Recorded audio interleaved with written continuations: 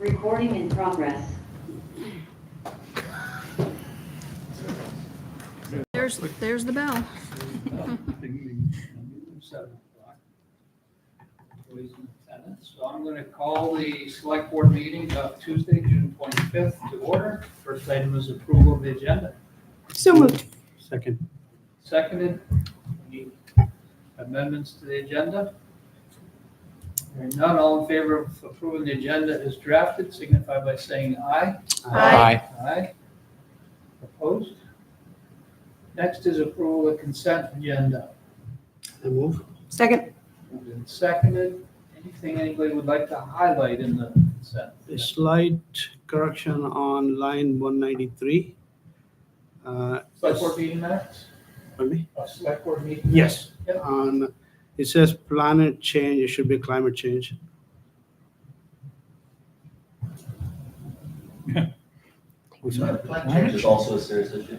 Yeah, that sounds like a correct. Right? The select board is one word. What else? Anything else? No. I would just make a point to point out the community health engagement meetings. The one in Middlebury, I was just adding it to my calendar, is Tuesday, July 30th at the library from 6 to 7:30. And as that is a frequent driver in our annual budget, it might be worth going. I think that the recommendations have been published at this point, and one of them has to do with provision of ambulatory services. So there's some intersection there as well. We're going to have somebody. I'm attending. You're going to. Okay. A couple grants that are very helpful to us. So, Holiday Road Highway Grant should be able to help. That was on the list on that road anyway, right? Yep, the culvert will get done this year and paving next year. Yeah, good. Okay, with a minor change, all in favor of approving the consent agenda as presented? Aye. Aye. Opposed? Okay, I have, the only thing I can't support is the meeting minutes because I wasn't required. Citizen comments. Is there anybody here for something that's, Kevin? Know what you're here for. I bet all of you do. I think I have a solution for you that's immediate. All right, Oh, then I'll turn the meeting to you first. The Printer's Row. The Printer's Alley, rather. Yes. You can go down through there with an ambulance. Okay, We're gonna coordinate a test drive on that. okay. What about a fire truck? I think of anything other than maybe the ladder truck, but we need to coordinate that. That would be immediate. Because I was thinking we're approaching the year mark when the damage hit. So that's why I'm here tonight. I just wanted to find out what the status was before we. I hypothesized it and Kathleen observed a full-size Casella solid waste management truck navigating down Printer's Alley without difficulty. Okay. so you can get your garbage picked up now anyways. That's wonderful. Well, so that's our The question thesis. is, if I may, that would answer the question for the people that live in Marble Works and Maple Street and that. What about from the underpass to the covered bridge, that direction? If Get into Marble Works, you could get over to there. Well, there's a bit of a depression yeah, at the end of the underpass where the water flowed through that blocked, yes, that crossing to continue up to where Kevin lives. right. Look at that. Yeah, Thought I had the solution. no, it was a good idea, Brian. But it's 50%. Yes. Okay, now can we address the other 50%? I know that it was been discussed about what the feasibility was of, whether the railroad would allow an emergency over the grade crossing for something. Is there any further status on that?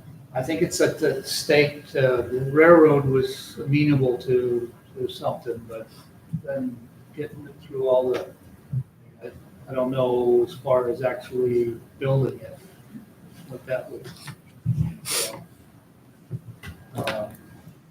So, basically, I think we should shoot some grades and see how much water you have up there. There is some depression going from the Marble Works, not as deep as if you're coming from Seymour Street. But there is some. When it I don't know if flooded, a truck will pass. to be honest with you, and I think they calculated, and correct me if I'm wrong, was it 9 feet of water that was an That's under? down in the underpass. But How much up top if you were to? that was where, That was where one car who attempted to turn and cut across, they couldn't do it. There was that much water pouring through there. And then, of course, then it was pouring down through Lucia Shaw Lane, flooded the police station, and took out all of that. So there was a sizable amount of water on that depression, and it's the depression that Fred is referencing, that it's fairly deep. Maybe the solution is to ask Emily if we have any engineering money to have an engineer just shoot some grades and do a little. I think that would be cheaper than building a railroad crossing. Well, at least get some idea of what, Yeah. get someone with the equipment out there to do a quick survey and just give us a sense of what's possible. Well, the thing to do is to know how much water. I didn't observe the car, but if the car came flying in there. From what I was told, it didn't fly in there. It was, and once it hit, that's as far as it went. Yeah. And I don't want to be the rusty thorn that keeps hammering at this point, but, it's just, to me, it's a safety issue. Yeah, sure. It's a public safety issue for all the residents from that whole thing. And I mean, we all saw yesterday, the day before yesterday's storm, what it did to parts of Stowe, So I don't think we're exactly not going to ever see this kind of thing again. I think in the extreme case, we would probably have to do a temporary crossing and coordinate, make sure no trains are coming through. But I think it's probably beyond reasonable to expect that we're going to build a railroad crossing that's always sitting there. So I'm looking for something that's going to give us a 99.9% solution. Quite a few years, the town had a gate, We don't anymore, Fred. So. but you could have a similar thing. No, they shut it down. They didn't want to deal with it on this last one. You're going off the rails here, buddy. Let's, we're going to see what we can do on that. The solution with the Marble Works, going through the Marble Works. I mean, I'm just looking for something in an emergency situation. I'm not I got looking it. for anything that's going to be everyday activity. Yeah. As far as building a permanent crossing there that's available for use, that's not happening. They didn't want to, they tore that out purposefully when we put in the bridge and rail project. They're not going to do that. But in that area, the area that the rail company would entertain is a different area. Okay. So, but that's. But is there a feasibility of that? In the sense for emergency I'm telling you, I purposes? don't think so. That getting the state to support it, design it, and put in a crossing that's for a once in 100-year flood is probably not going to happen if we have a better solution. They're going to force us to see if there's any other solution, and I think we have a better solution. And as residents on the street, can we all be kept informed of what's going on with this? Because neighbors of mine Just keep got it. asking, but You just got it. I don't want to start a special email chain on this. If you work with the town manager, and we're gonna make sure we can get emergency vehicles down there first.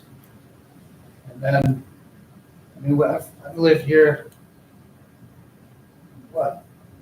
50 some odd years, and we got flooded one time in 50 some odd years. So I know it's a possibility, but it was a very unusual situation. And we have roads that are used daily by hundreds of cars that we need to spend money on. I don't think that we're gonna find outside money to build something for a 1 in 100-year flood. So yes, let's get a trial in the works and keep you informed, Kevin. okay, very good, thank you. Thank you. Thanks, Kevin.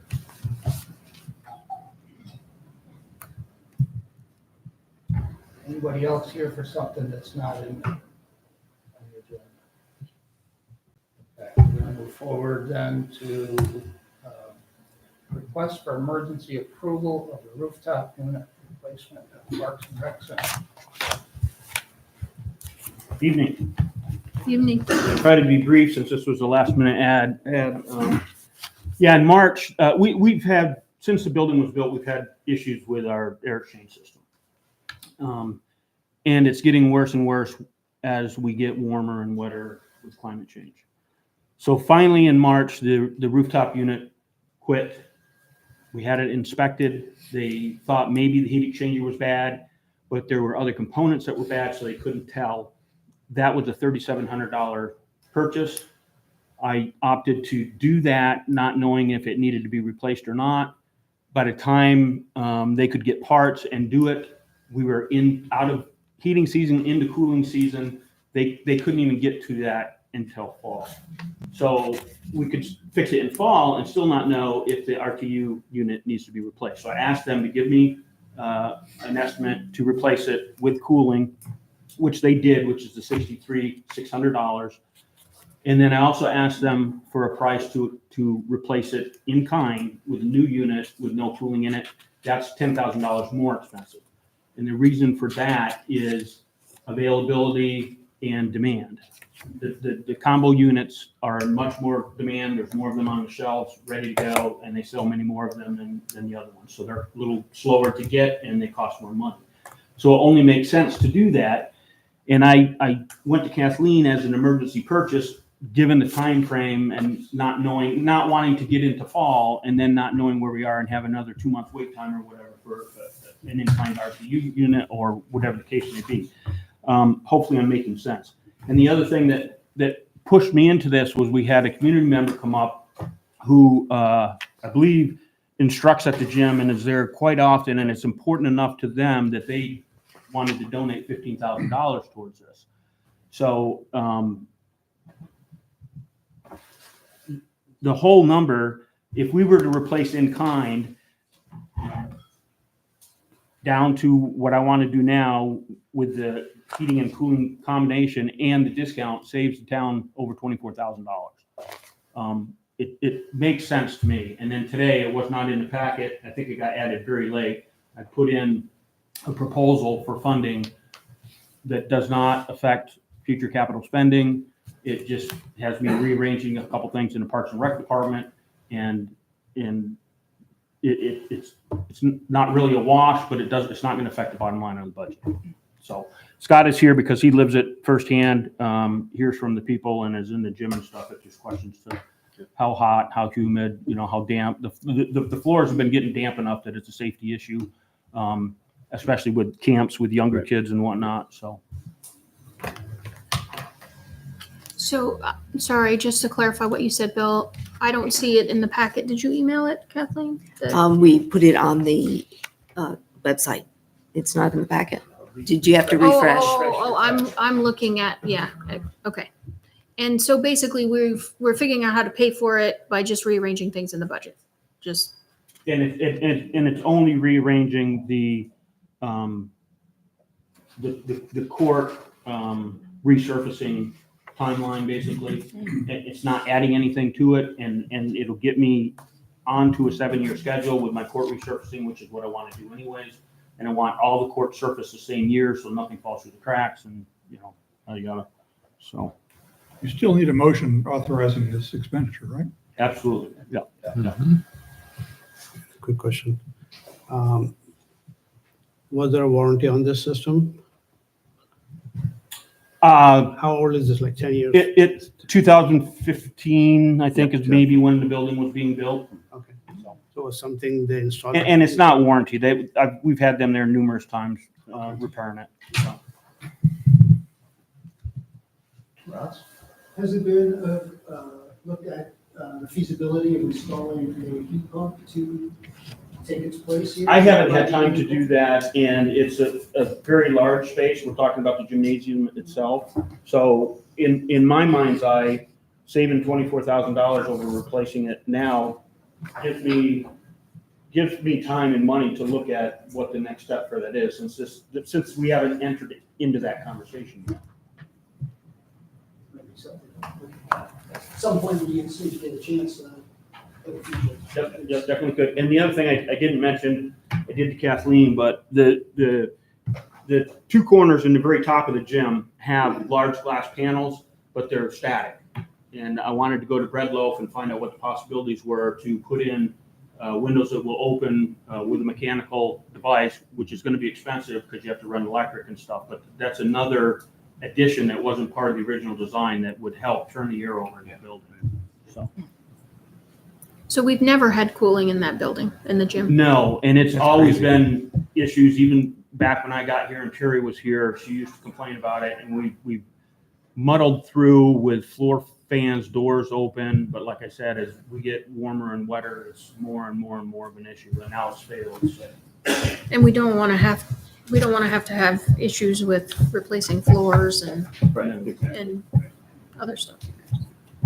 This is sufficient to cool the whole gym? That's my understanding. Yeah, we had the engineer come out and he did a thorough, research on the whole thing. And apparently the system that we have now was, I guess, supposed to have cooling. It's a relatively the same system, but the cooling was never added, and that's well before my time, so. Yeah, so what it has been is just an air exchange outside the inside with big balloon chutes at the top of the building, and they have been problematic from time to time. And the original RTU unit has also had several roof leaks inside the building. The 63,000 includes that 15,000 donation? No, That it was would, on top. 15,000 will be off of that, so that would take it down to 48,600, I think. But we need an approval for the whole 63 Yes, please. Yes. motion. Any questions? Pleasure of the board. So I'll move to approve the proposed purchase order for VHB for the design and installation of an RTU at the town's recreation center for $63,600. Second. Seconded, any comments or questions? Hearing none. All in favor signify by saying aye. Aye. Any opposed? I'll just make one quick comment. We're seeing more and more of this, and department heads, managers do the best we can in managing things, but we react more than we do anything else. And I think the town has enough assets at some point to look at a position that is focused on building and grounds maintenance, and then they can do preventive maintenance and schedule and capital scheduling and stuff rather than this kind of thing. So, future. So I just, the Energy Committee has a budget of like $56,000 for assisting with energy projects and advancing them. And, if things aren't an emergency and you can have a chance to investigate an alternative, there's some money. yeah, we took advantage of that in the teen center, and I may do that to talk about different kind of heat cooling in the future. So Thank you. Thank you. Is Emily with us? Okay.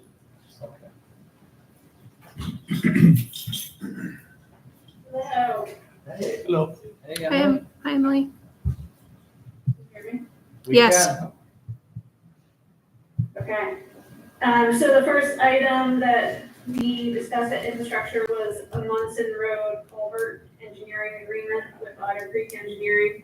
I had a hydraulic study done on culvert on the section of Munson Road that runs north-south and discovered that it's significantly undersized. So seeking approval to start designing a replacement for that structure that would meet the state standards and federal standards for aquatic habitat and whatnot.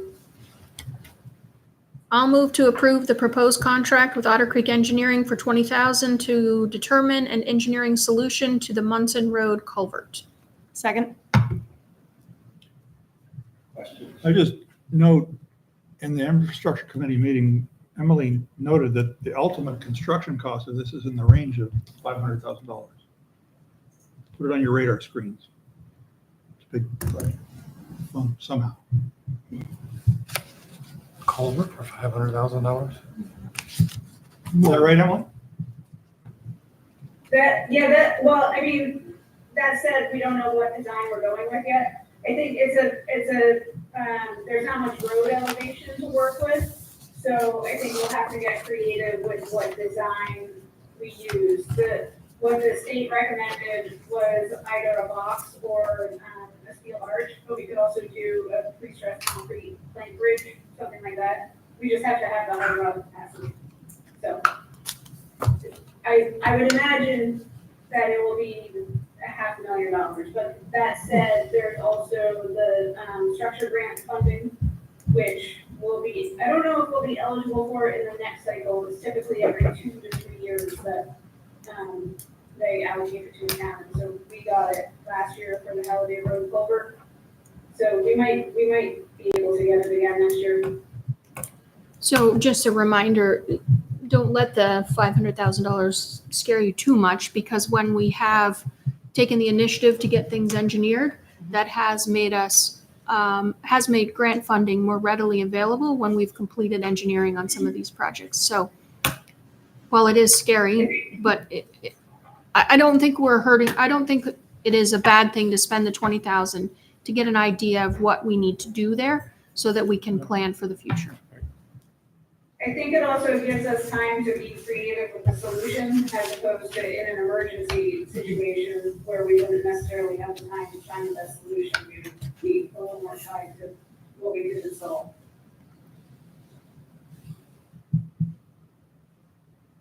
Makes sense.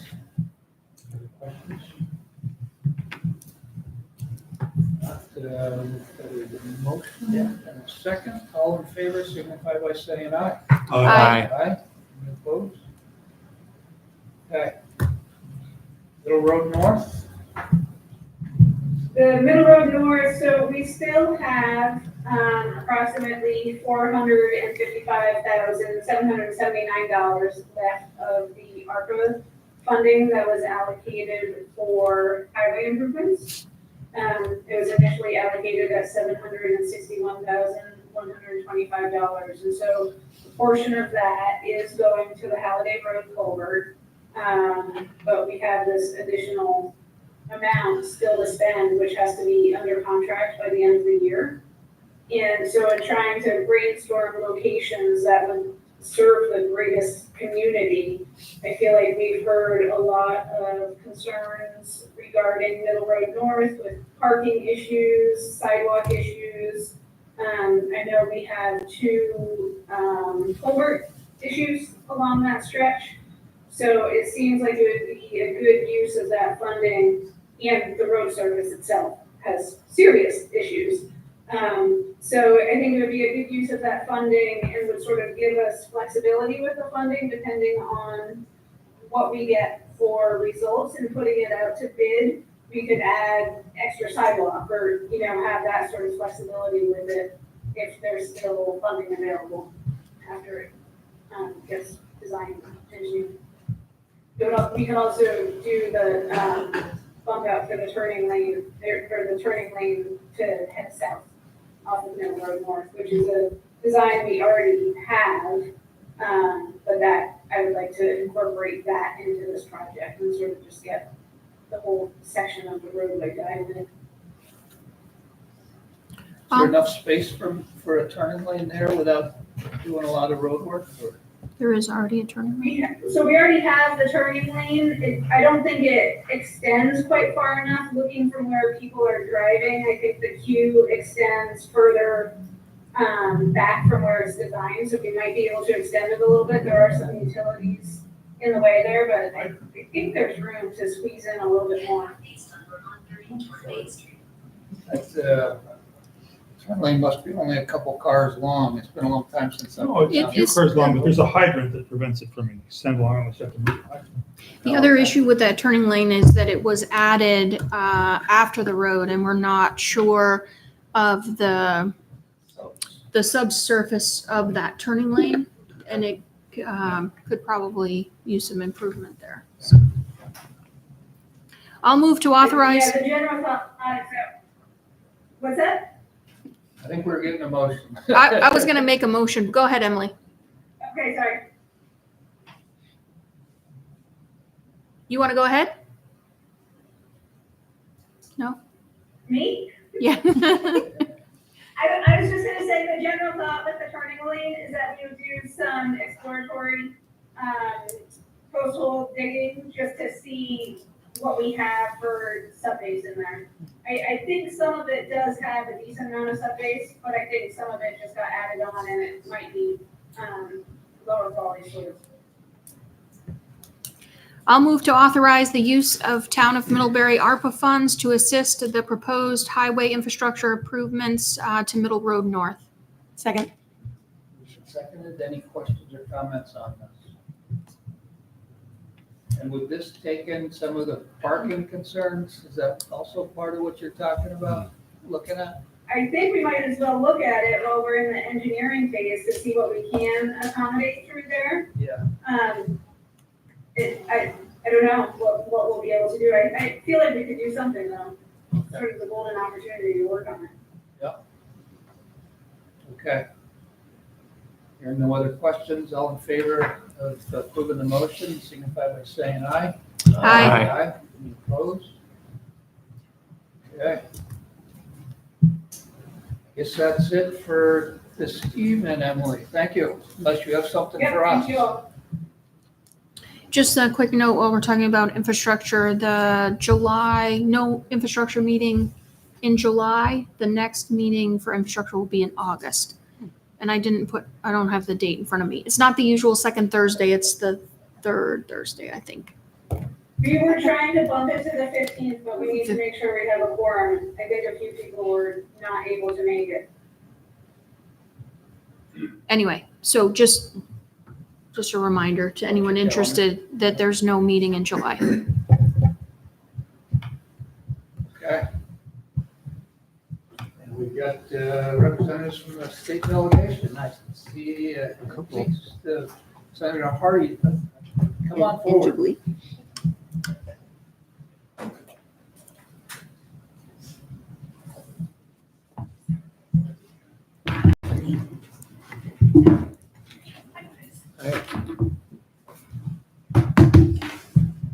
I think Rex Sheldon is planning on joining, but Amy She's, Robin is on. Yeah, just keep it. Amy Sheldon, or Representative Sheldon won't be able to make it. Oh, she's not able to make it. Okay.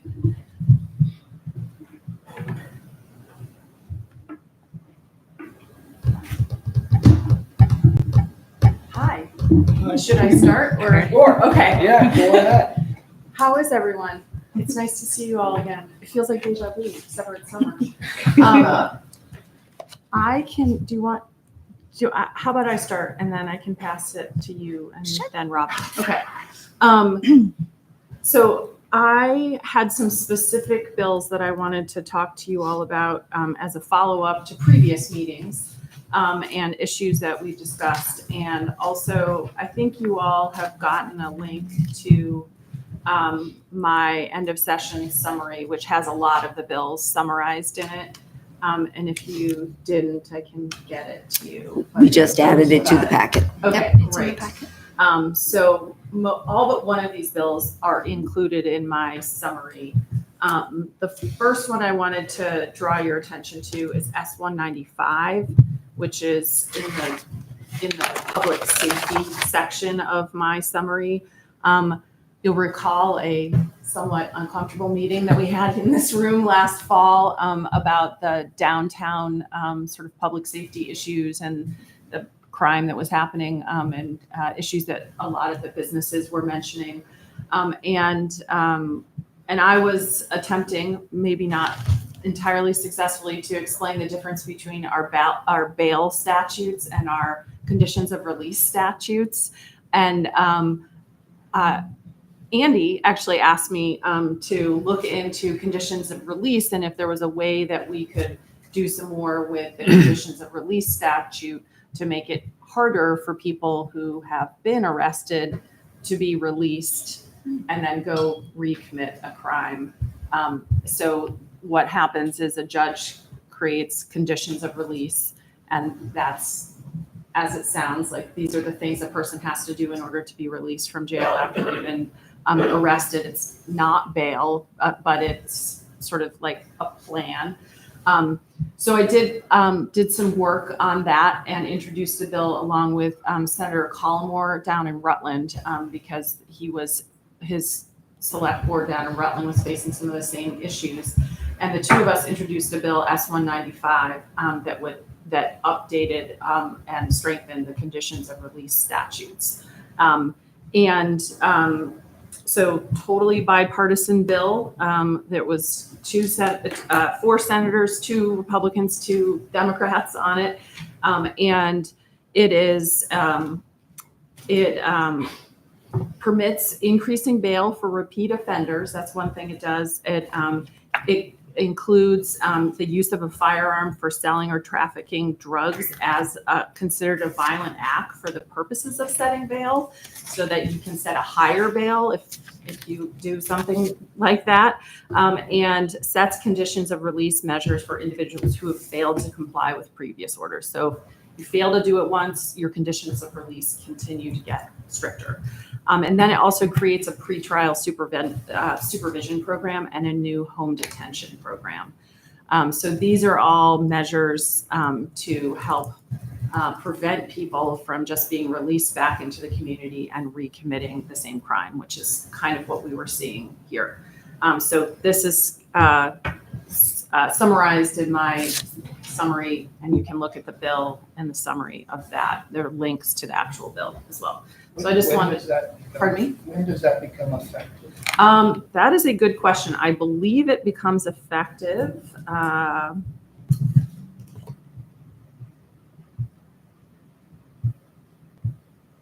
think it becomes effective July 1, but let me double check.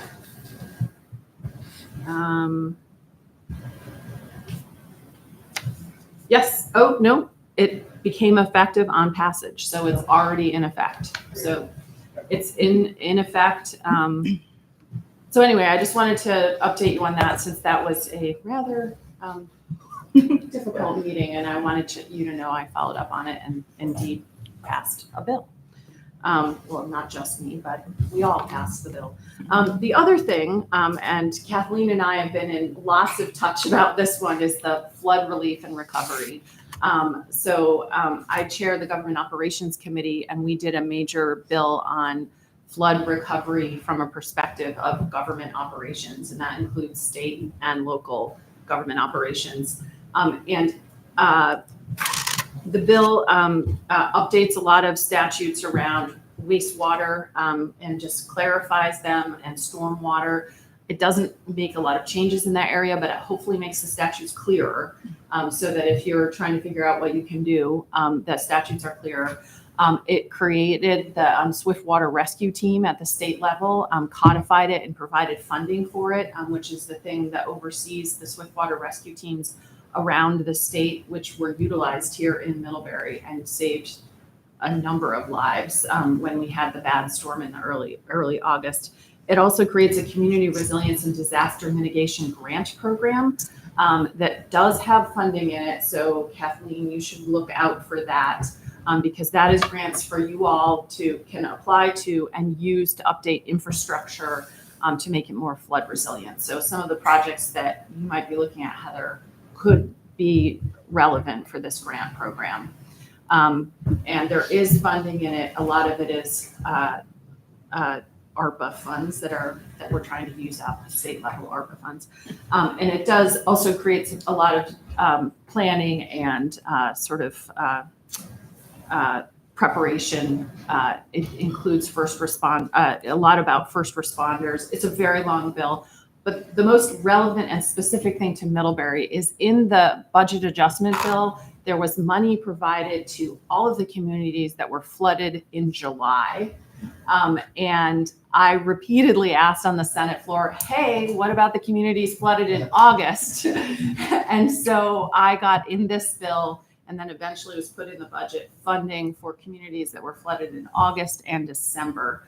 And this is state money that you all can use as your local match to the FEMA funds that you're getting for flood relief. So Middlebury should get a significant amount. I don't know if you've heard yet the number, but I can get that for you if you haven't gotten it yet. But it should be a fairly significant amount. And I repeatedly was like, how about August? How about, so making sure taking care of the Addison County communities, not just Middlebury, but also Ripton and Hancock had significant flooding. So another thing that Andy asked me about was speed traffic cameras. Yeah. And we did pass a bill, S184, that created a pilot program for automated traffic law enforcement, or ATL. It is a pilot program, and it's specifically for highway construction zones. That was the sort of narrow thing that people could get behind. The Agency of Transportation and the state police had concerns about it, but they agreed that this was the sort of narrow pilot that they could support. So that will go into effect this year, I believe, and we'll see how it works. And this is to use automatic cameras for catching people speeding in construction zones on the highway. And we'll see if it works and there aren't problems, maybe we can expand it, but just wanted you to know. S220 is the library bill. I know libraries have been a big topic of conversation. You all know I love libraries. So I sponsored a bill on libraries. It includes provisions about the freedom to read so that people can't ban books from libraries. Or that there's a process where if somebody does want to ban a book, there's a process that libraries need to go through. And it updates the municipal statutes about oversight of libraries. I don't think it will impact Middlebury because I think you have a fairly clear structure, but there were some towns where there was a lot of question about who actually supervises the library, the director of the library. Is it the library board or the select board? In a lot of towns, it was not clear. So we clarified that to make sure that towns knew, and more importantly, that library directors knew who their bosses were. And then two other bills that probably you've heard about from the VLCT. One is the update to the open meeting law, sort of the post-COVID update to the open meeting law. And we took tons of testimony on this from towns large and small across the state to update it. And the final version does not, you may have heard that we were considering requiring hybrid meetings like you all do. We backed off on that, and so they're not required. There is a provision for people to request access if they need it, like members of the public. But I think for y'all, it's not going to have any impact because you already are pretty much the gold standard for open meeting laws. In fact, you could do training for other towns. So I don't think you'll have to worry about it, but it should be on your radar and look at it to make sure you're complying. Yeah. Oh, sorry. Question about that, it's okay. It divides, the requirements for this into boards that are advisory versus those that are legislative and have Yep. budget authority. Yep. So this takes effect July 1st, so it's like, we need to know what we need to do. Yep. We already do this for the select board and the infrastructure committee, but say the energy committee, for example, has a $56,000 budget, has some budget authority.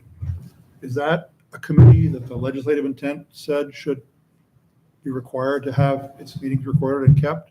Or the planning commission that has a pre-legislative role in adopting planning and zoning? Is that a committee that the legislative intent thought should have its meetings recorded?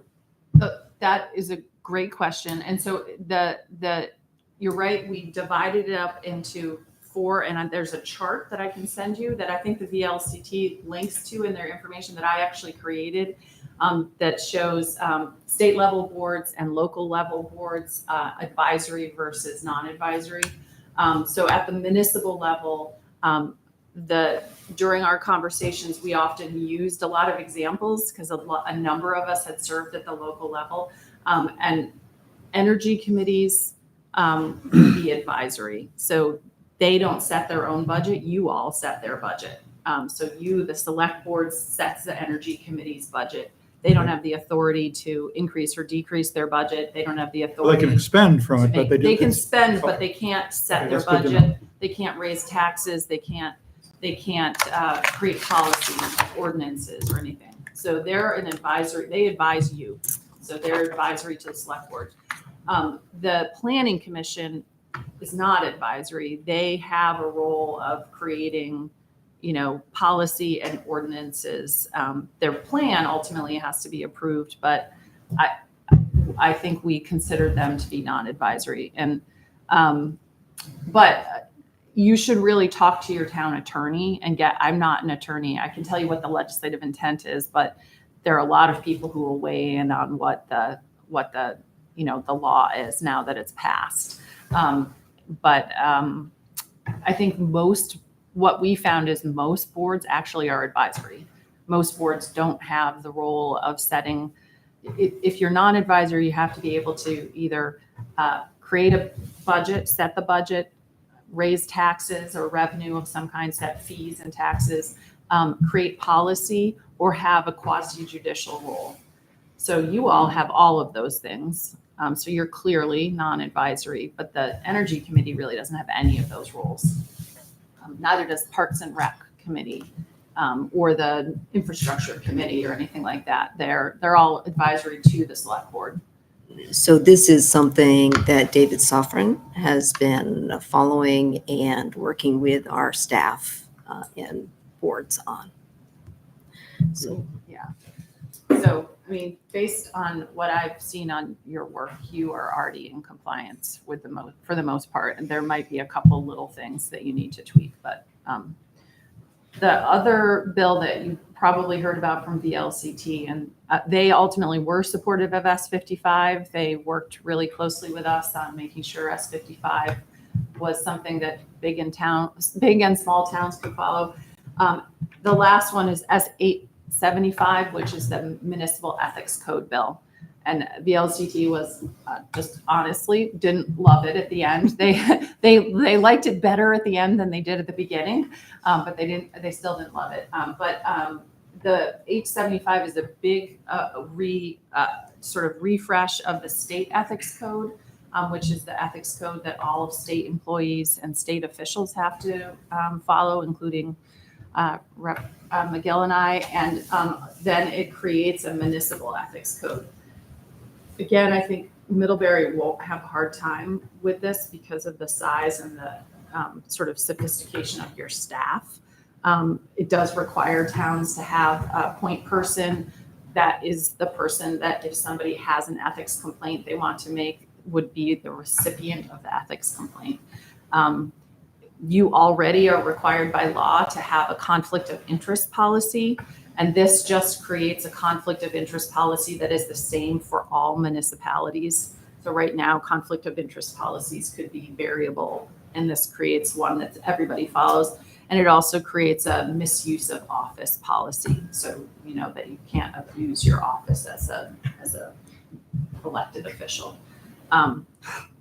So that's the ethics code. And then you have to create a process for receiving complaints and dealing with complaints if there are any ethics complaints, and which is the same thing that happens at the state level.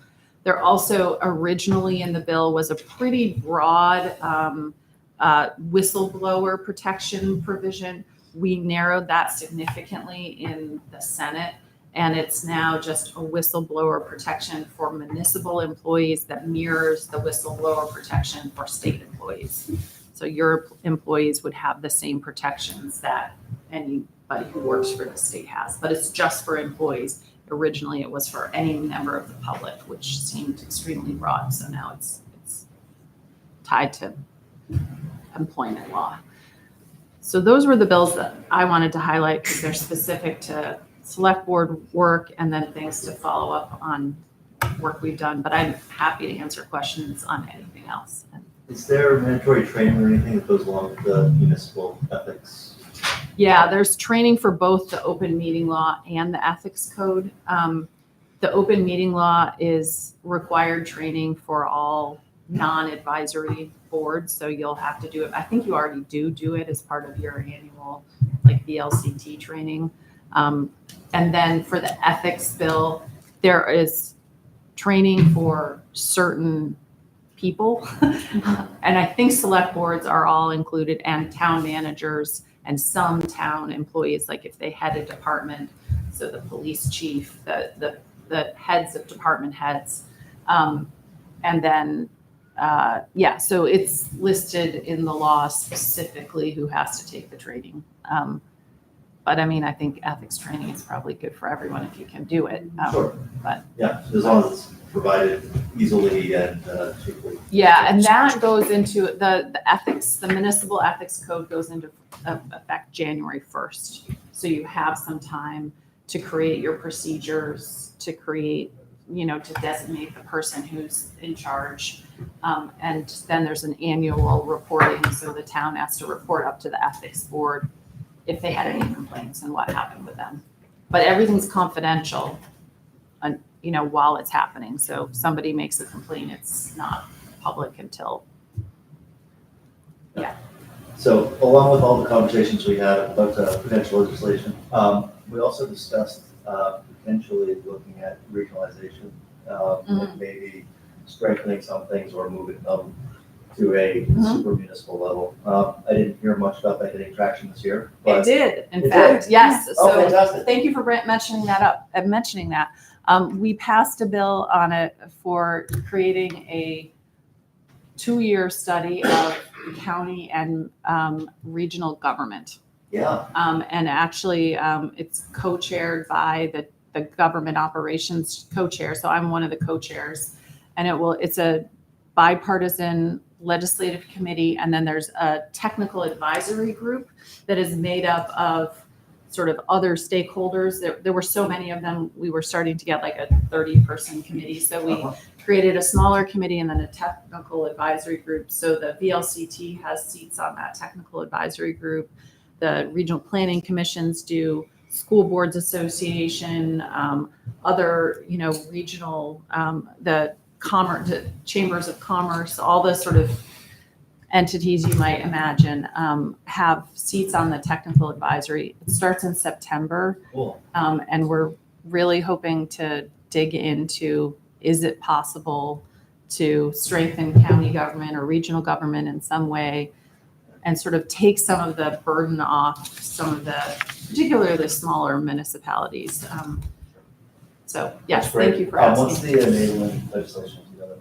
It is, I should have this memorized, no, because it was my bill, S-169, I think. I will look it up.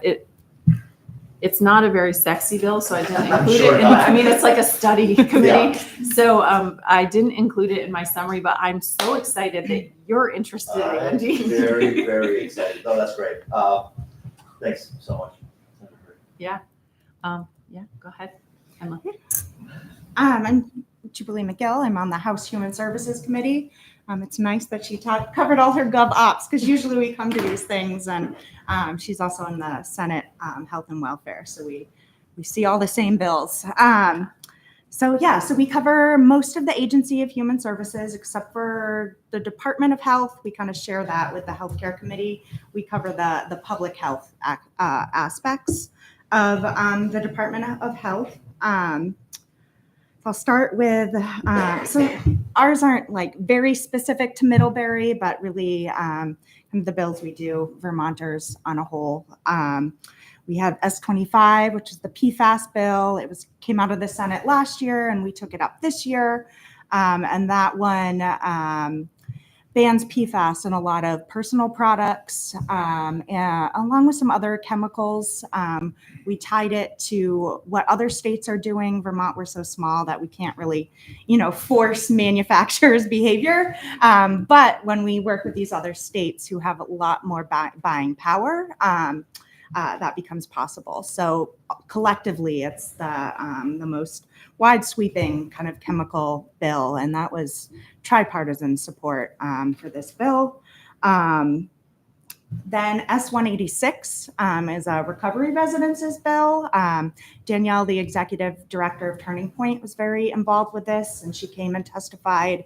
I know having a recovery residence in Addison County is really important. We really need one here, and I know she's been trying to make it happen. And so this will help with that challenge a bit. One of the kind of contentious issues is how we deal with folks who are struggling with their sobriety when they're in recovery residence. That can threaten the sobriety of everyone else in the home. So this bill kind of comes up with some processes. There's a task force and covers some certification. But so hopefully this is another step towards having a recovery residence option for folks in Addison County to really be on that long-term path to recovery. Folks often, they get out of rehab and then they often have no other option but to go back to the same exact living situation they were in before. And so this gives them a path to long-term sobriety. S302, this one actually, I heard from a lot of folks in Middlebury actually about it. I was kind of surprised. It's one of those ones, not very sexy. It's a dementia outreach public health bill. We've made great strides in the treatment of dementia. Folks after being diagnosed can live a lot longer and really been able to slow down the progression of the illness. The issue is a lot of people aren't being diagnosed until it's too late for these medicines to have an effect. So this is kind of directs the Department of Health to engage in a public health campaign, to work with doctors, and really make sure that people are getting screened early so we can catch the disease in its initial stages and have better outcomes and longer outcomes. And then H661, again, not a very sexy bill. We deal with a lot of hard bills, but this is it's about child abuse and neglect investigations and substantiations. And yeah, it was a lot of hard testimony, but it was a really cool bill because we had the administration and we also had parent advocates and legal aid and everyone really coming together to update the statute and really just reimagine the system. Right now, it creates tiers. You could be, young and in a stressful situation and make a really bad mistake, and that can really ruin your whole life. It ruins your ability to get housing. It ruins your ability to get employment, to be part of your children's lives. And so this really allows people to change and to get help and not have it affect them while also still protecting children. You want to add anything? That's the child abuse registry. Yes, is what Jubilee's talking about. And right now, Vermont has a much higher percentage of people on the child abuse registry than other states. And there was a lot of work done to look at whether the right people for the right reasons are getting on the child abuse registry, because as Jubilee said, the stakes are really high if you get on it. You can't even chaperone a field trip. So this bill really looked at revamping those statutes to make it more consistent with what other states have. So that the people who are on the register are really people who should be, and people who shouldn't be aren't on it. There was a lot of disparities around Vermont and how things were enforced, equity issues. I know that all of every substantiation that's ever been challenged was overturned because of the way things were done. So really, hopefully this will protect children and families going forward. And then I'll just talk about some budget items. Talked about kind of that difficult meeting last fall around homelessness.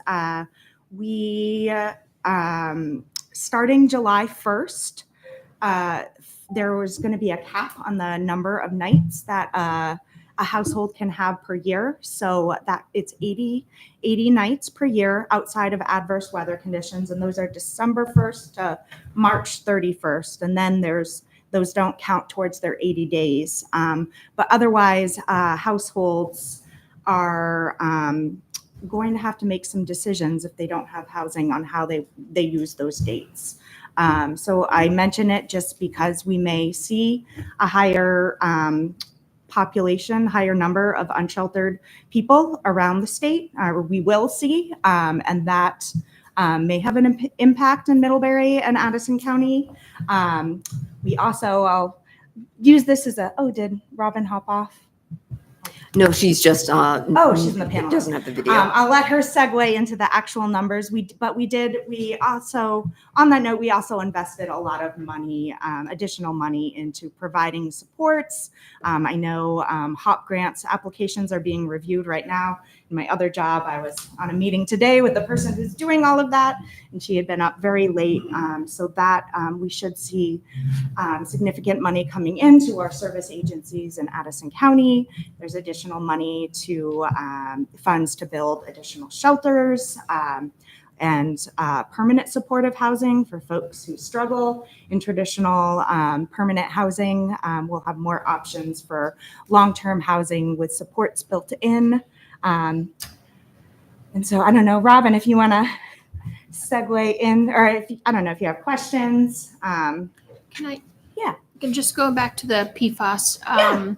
So that subject comes up when we are talking about wastewater often. Yeah, absolutely. Has there been any work in the legislature? So we're concerned obviously about how we're applying our biosolids and PFAS. Has there any work been done on that? Any changes within the state to that?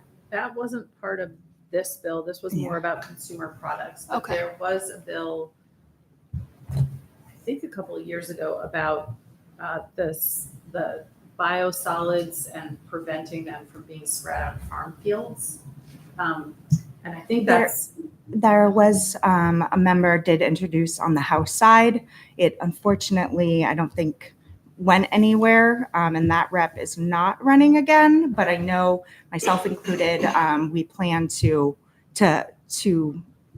introduce a bill that's similar and looks at that and how we support municipalities. So that would be something that would be pretty important too, because we are land applying biosolids in the town of Middlebury, and it does keep the process affordable for us. If we have to change and start landfilling biosolids, that does have a significant impact in this community. So if you could keep us abreast on where the state is moving on that subject. Yeah, it's come up multiple times, but we didn't do anything this session on it. Yep. But I'm sure you heard about what just happened in South Burlington, and now they're I didn't. Oh, there was at the Air National Guard site. There was a release of PFAS because I think was it their sprinkler system went off by mistake? Yeah. Yeah, and then it drained into the South Burlington wastewater treatment facility, and they noticed it, and it's a significant amount of PFAS. Yes. Yeah, so, 800 gallons, I think. yeah. Yeah. Anyway, we're also looking at in current engineering on a wastewater plant upgrade, and also need to keep that any changes to state regulations in mind as well. So, That's another thing you can use that grant program for. don't worry, I have plenty of opportunities to take advantage of grant money. Or we do, as the town, we do. So remember with that culvert? Yeah.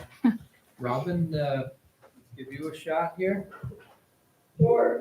Can you see me or? Yeah. Yes. That's really interesting. Okay. Hello. Thank you so much for having us.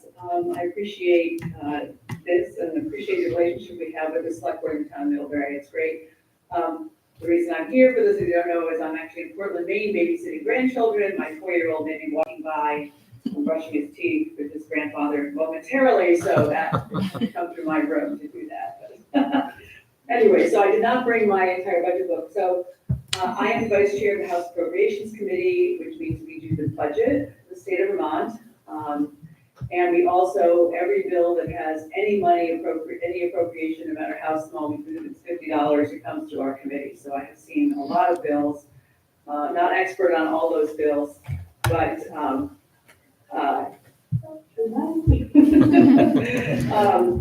but at least have something.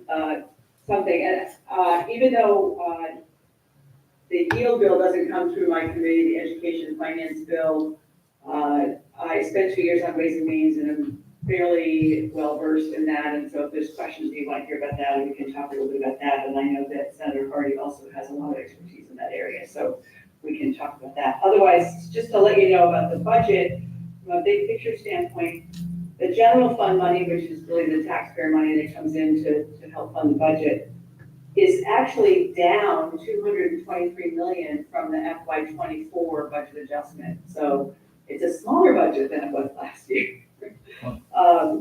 So it's the general fund dollars were $2.4 billion in FY24 as adjusted as a budget adjustment, and now it's about $2.2 billion. I'm rounding here, but so it's a little bit less than it was last year. Federal funds are down $96 million, which is separate money from the ARPA funding that we have been getting as a result of COVID.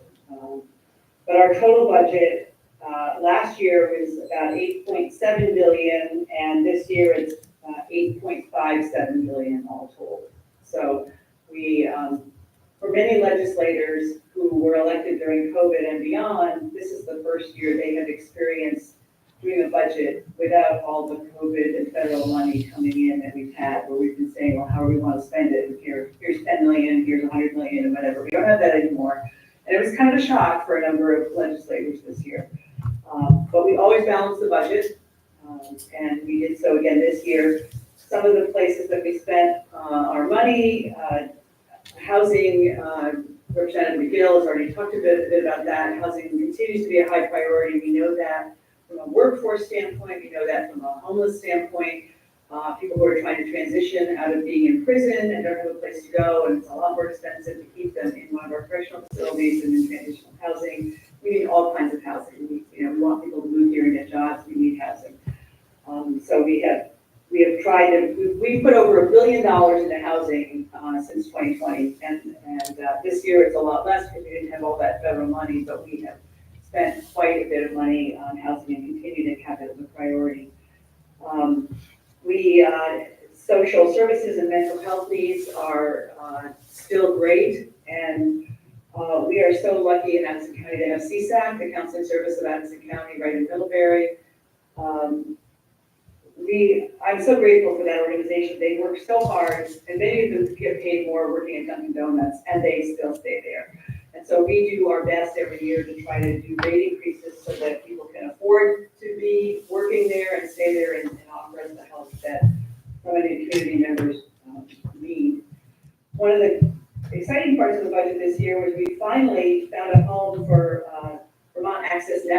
is Middlebury Community Television, is one of the stations. They're now under the office of the Secretary of State's office. We found a funding source. They got $1 million. They're not going to be coming every year saying, please help us out or we won't survive. We think we have that one sort of figured out. So that was pretty exciting. Yay, thank you, NCTV. If you're there. One of the other issues has been around public safety and judiciary. We have a backlog of over 16,000 cases because of COVID, and so we put a lot of money into judiciary for additional positions, for restorative justice, and all kinds of things around that, and Department of Public Safety as well, to try to catch up with this backlog. If we did nothing, I think I heard if we did nothing, it would be like 59 years or some crazy number before we ever catch up, which means we never catch up. So we're really trying to get a handle on that. And one of the things we know, I think there was some talk about, issues with whether it's theft or, issues that we have with folks breaking the law. If the time between the law is broken and the consequences for breaking the law is so great, there's no, it's really not like a punishment, and people can continue to do bad things without having that consequence be closer in terms of cause and effect. So this will help with that, and we hope will reduce crime and some of the issues that we've had. We've also put money, continue to put money into workforce programs. We have one of the lowest unemployment rates in the country, and so we are filling jobs. I just saw a job report today, and we are doing that, but we have a number of tuition benefit programs to help people in the trades. We know we need people in all kinds of trades around Vermont, plumbing, electric, construction, all kinds of things. So we have tuition benefit for that, for nursing, other critical occupations. We have 1.3 million National Guard tuition benefit to support those folks. So we try to cover a broad range of things in that. On the one-time money, we are continuing to give money for matching for FEMA, for flood hazard mitigation grants, for things around water quality. We try to use our one-time money for one-time expenses, which means projects, not ongoing things. So a lot related to flooding, climate resilience, community resilience and disaster mitigation, dam safety, those kinds of things we try to address. And then finally, I talked a little bit about the COVID money, the ARPA, American Rescue Plan Act money. I also sit on the Joint Fiscal Committee, which meets in the off session, and we have the authority to spend money or move money around if we need to in the off session. And we are also tasked with overseeing the oversight of the ARPA funds. We got billions of dollars to come into the state and federal money, and all of the ARPA money has to be obligated by December of this year, and it has to be expended by December of 2026. So if we wait till December and say, oops, that program isn't going to work, then we have to give that money. It could be a couple million, it could be 10 million, whatever. So we're keeping track on a pretty regular basis. There's a Chief Recovery Officer, Douglas Farnham, who's overseeing that. The spreadsheets are the size of your table. We spent a lot of time looking at those things and really being sure. And the administration has the same goal we have, which is not to leave any money on the table and just to use all this money. So we'll be having a Joint Fiscal Committee meeting in July, and again in September, and again in November, and we'll be checking in each of those points along the way to ensure that the money, if it isn't likely to be spent where it was originally intended, that we re-obligate somewhere else. And we have the authority to do that, so we don't have to wait until the next session. And that's a pretty important thing that we have. So that's really what I have to talk to you about. If you have any questions, or I guess one of the other things we did, the revenue is still coming in really well to the state of Vermont. So that, federal funds aside, personal income tax is up, corporate income taxes are up, all of those things. And as a result of that, we were able to appropriate $25 million to the Ed Fund. And the result of that was to bring down taxes by about 2 cents or 2.5 cents. It's about 1 penny is about 10 million. So that was a one-time thing. And we're really trying to be careful about The more we use one-time money and until we solve the education funding problem, if we do this, there's a cliff for the next year. So we can't keep putting it off. We have to solve the problem. This has been many years and decades in the making, and it's not going to happen overnight. There's already people working on it. We have a commission to look at both the future of public education as well as the education cost drivers and what we can do for cost containment. So we're looking at both of those pieces, and it's a multi-year project. This is not something that we're going to just solve, after 3 meetings or 4 weeks. But I think everybody's in a place now. Most people are in a place now across the state where they're willing to look at changing the way we've done things, and that is huge. That's a huge mindset shift that we haven't had around the state until this year. So some good news there, I think. You think all the school budgets that were voted down as part of the signal that people are ready for a change? Yes, and I had some colleagues go to their meetings at town meeting, and they would come back, and I know one of them said to me, I asked the people at this town, I said, do you think you're finally ready to look at things that you weren't ready to look at before? And they all looked at them and they said, yes, yeah, we're ready now. So that's good news. It's hard to get to that place. Somebody have any questions of our legislators? Thank you for your work. Yeah, thank you. Thank you for making the time to be here. Yeah. Thank you for having us. Put in a plug. There was a report that just came out around healthcare or hospital systems. It was not great. Just July 30th, the Green Mountain Care Board. So just making sure. Awesome. At Yes. the library, yeah. Yes. Absolutely.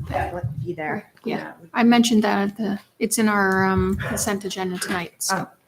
That's good. It's going to be an important, it's as big as the education crisis is that. Both So, of those are pretty big yeah, absolutely. Mm-hmm. impediments to people, young families trying to set roots here in the state. Yeah, absolutely. And that's definitely will be one of my focuses next year is the healthcare stuff because I'm on the healthcare committee. If I'm back, S-159 is the county bill. Yeah. I'm glad you're saying we'll have to have coffee. Yeah, you can always reach us if you have any questions anytime. I think Kathleen reaches out to us and we to her, but any of you, please don't hesitate. Well, for the three of you to make the time this evening to come in and walk us through the changes and just to spend time collaborating in some respect with local officials, we really do appreciate it. So, thanks for everything Thank you're you. doing. Thank you. Take care, guys. Thank you. Thanks, you're welcome.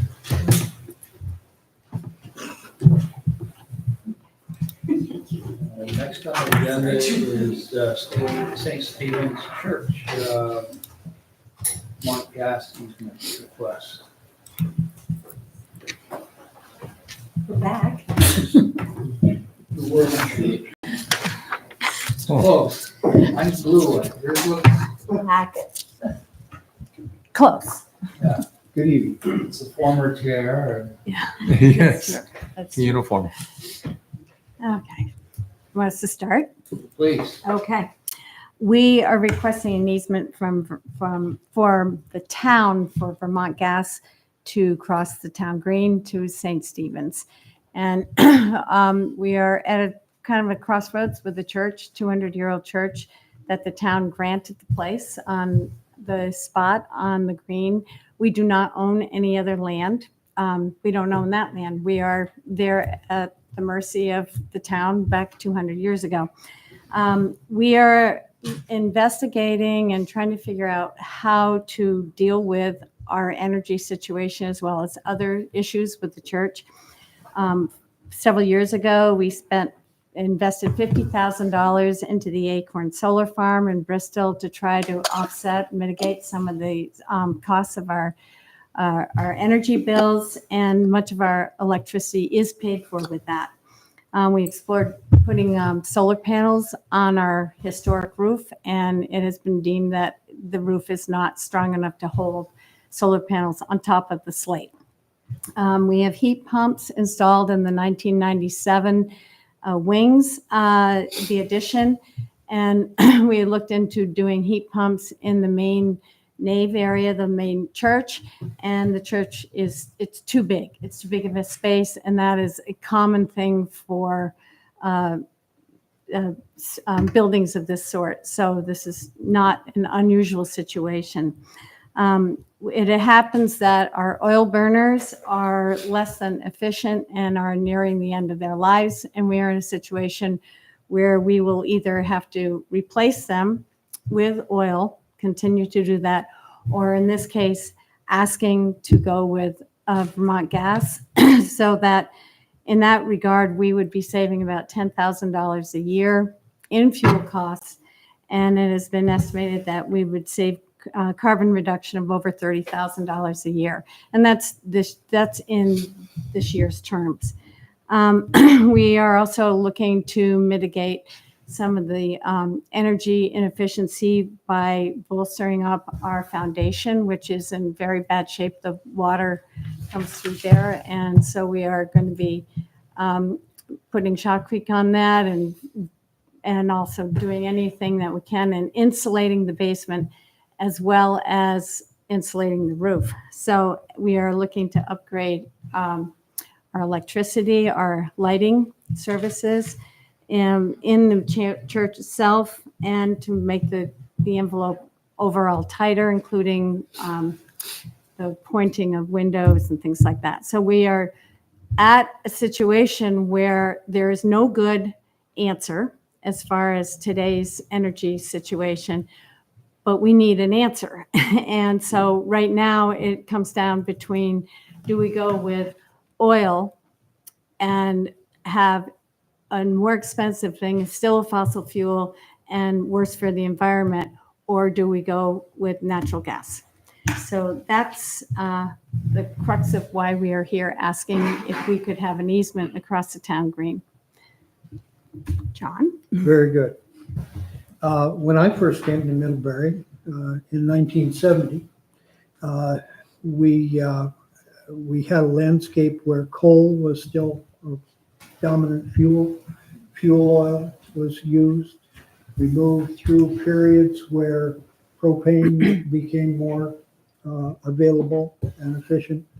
We moved into different efforts of electric heating, some resistance heating, then radiant heating on off-peak grid times to try to make better use of the power available. And in the last decade or more, natural gas became available to us, and the town took advantage of that opportunity to bring natural gas here. And in that time, the gas has become a mainstay for appropriate applications in the town. Many of those are tax-supported entities. Among them, Porter Hospital, Mary Hogan Schools, MUMS, Middlebury Union High School, Hannaford Career Center, the Middlebury Police Station, Middlebury Rescue, several sewage pumping stations, and nonprofit housing applications of Middlebury Housing Associates and Evernorth Housing, among them, are all on natural gas service now. And all of those instances are ones where good efficient use is saving taxpayer dollars, because it's cutting the costs of operations for all of those properties. Churches that are also enrolled with the gas: Middlebury Congregational Church, St. Mary's, and then in business, the industrial park throughout is a heavy user, and the businesses on Exchange Street, I know some of those, are well using it too. And in town, National Bank of Middlebury, for one, a prominent one using it.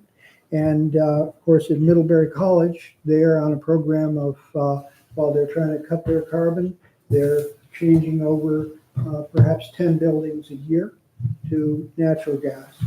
So we have a situation where as time goes along, we have seen and will see that the best selection of fuels, technologies, building science, and so forth will be ever changing and ever improving.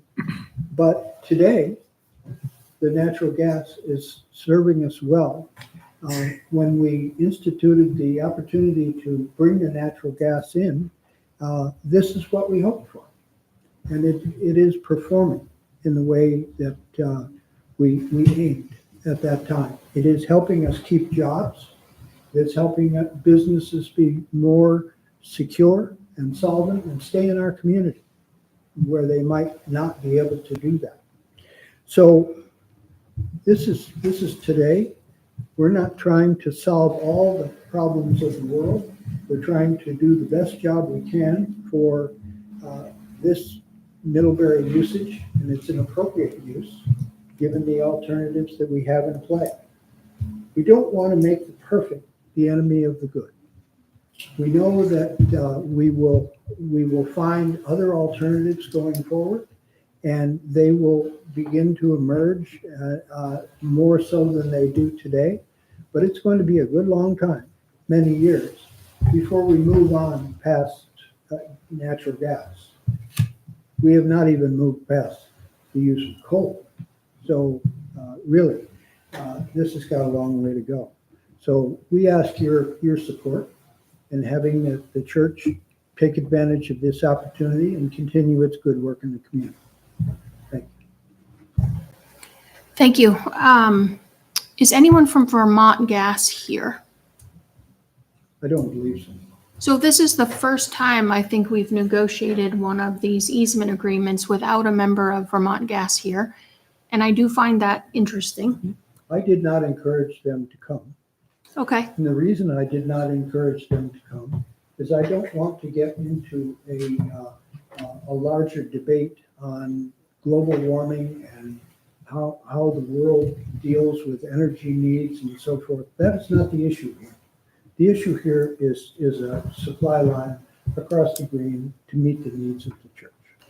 But the agreement is between the town of Middlebury and Vermont Gas. That's right. And we do need to, I think, as a board, separate who the gas line is servicing and treat all requests for utility access across public land the same, regardless of who the end user is. And please let me finish. Yeah, sorry. I think it was very beneficial for you to not ask Vermont Gas to come. And I understand your reasoning why. And I think it very interesting that you both are here, very prominent, important members of our community, to ask for this easement. I find that very interesting. And I think I want to separate the subject of who the gas line is for from the question, if we could please. Because we had a situation similar to this that did not involve such a prominent member of our community. And we made a decision in that situation that I think we should uphold in all future decisions. And that was that we asked Vermont Gas to pay for easements across public access, which is, I think, what the issue came before the board last time. When was that one? The stone mill. I don't think so. I don't think so. I think we were leaning towards giving them We were leaning access. towards asking them to pay us, and they rerouted the line. No, I don't think we voted to have them pay us. I don't think we got that far because No, the 'cause question I was, I the not vote in was favor questioned. Of having them pay us. So I remember we were debating that still, and they found another route. So, We've so given in, others access and not had them pay. Right, and it's not about who's connecting to it. And in this case, I feel like we are being swayed by who's connecting to it. And I just would like us to separate that from the situation and treat all requests for public access the same, regardless of who's connecting to it and who is showing up to the meeting and asking for the request. That's all I'm requesting, Yeah, I get that. you know. I think that's a reasonable request, so that the argument's not about does St. Stephen's deserve it. Right. It's about Right. I feel like that's a lot of what we received in our presentation is that St. Stephen, and I'm not saying that you don't, but this is an agreement between us and Vermont Gas and not us and St. Stephen's. And I just want us to not set a precedent that we are making decisions based on our heartstrings and not what is right for the town. So I just would like to make that. Just I agree with you. In terms of precedent, when the town select board acted to allow Vermont Gas to use its public rights of way to serve anybody in the community who needed it. And there's, I don't know how many Vermont Gas users there are. Hardly hear you, sir. I'm sorry. I'll back up. I Fred, agree. sorry, just pull that microphone a little bit closer to you and it may pick your voice up a little better. Can you hear me now? I agree with Heather in that, in terms of precedent, the town of Middlebury some years ago acted through this board to authorize Vermont Gas to provide gas service to anybody in the community who needed or wanted it. And so there are many hundreds. I don't know how many Vermont Gas customers there are in Middlebury now, but a great many. And the issue of whether our action allows access over a public right-of-way or public land is kind of a distinction without a difference in terms of policy. And it puts the board in a very awkward position, or at least me, to say, well, why should we suddenly say no? Or should we say, for any fossil fuel, thou shalt not drag the fuel oil hose over town property to fill their tank? Or, at what point do we get with this? And there's been recent information that was provided by the staff of a town meeting that some of people had forgotten about in 2017, where the town voted to authorize Mr. Ups and others in this area to use town land through an easement, and the town voted nearly 2-1 in favor of that. So the precedent is changing the policy just now. Having said all that, it is a very difficult and important challenge to figure out how to advance the town towards transition away from fossil fuels. And the Energy Committee, to its credit, has embarked on things that are helpful. The Energy Navigator project that it's funding, for example, helps people individually. And I think a helping, constructive way forward is better than one that is militant and obstructive, for the next entity. So I spoke about this at the last Energy Committee meeting, and it's very difficult because it's an important issue to make advancement on. The Energy Committee has money, as I mentioned earlier, that it could use for another opinion. If you think a second opinion or additional information would be helpful, but I think the helping mode is the mode we should be in, but not to try to second guess at our level what other kinds of heating systems might be appropriate or not. So that's just my thoughts about it. No, I'm getting a second turn to talk. I have somebody Oh, can we talk about the board, among the board first before you open up to the public? Go ahead. So just going back, so we have granted multiple of these easements regardless of who the end user is. And I think that's what we should think about, my opinion of what we should think about. And because we've granted those, then I think we should probably grant this one as well with no additional restrictions on the easement. But we should separate it from who the end receiver is. That we're doing it because it's a benefit to our community to provide this easement across public land, but regardless of who it is. So that anyone comes to us, if they don't have the spokespeople that this particular case does, we would treat them the same way. Is that fair? That's what I'm trying to, like, I don't want this to, like, I feel like we struggled with it at the stone mill, and we're struggling with it now, and I don't want to struggle with it anymore. Like if this is how we're going to treat these, can we do it the same regardless of who the end user is? Can I get clarification on the one that we did down to like Mr. Rugg's?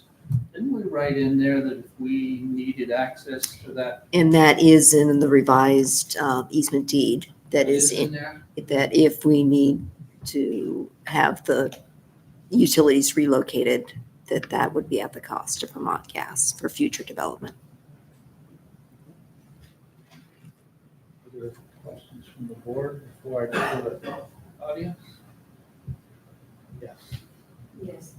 Without taking any position in any way, shape, or form, I noticed in the ADDI that the Vermont Gas officials said they would not take any position on paying for easements until they had talked to town officials.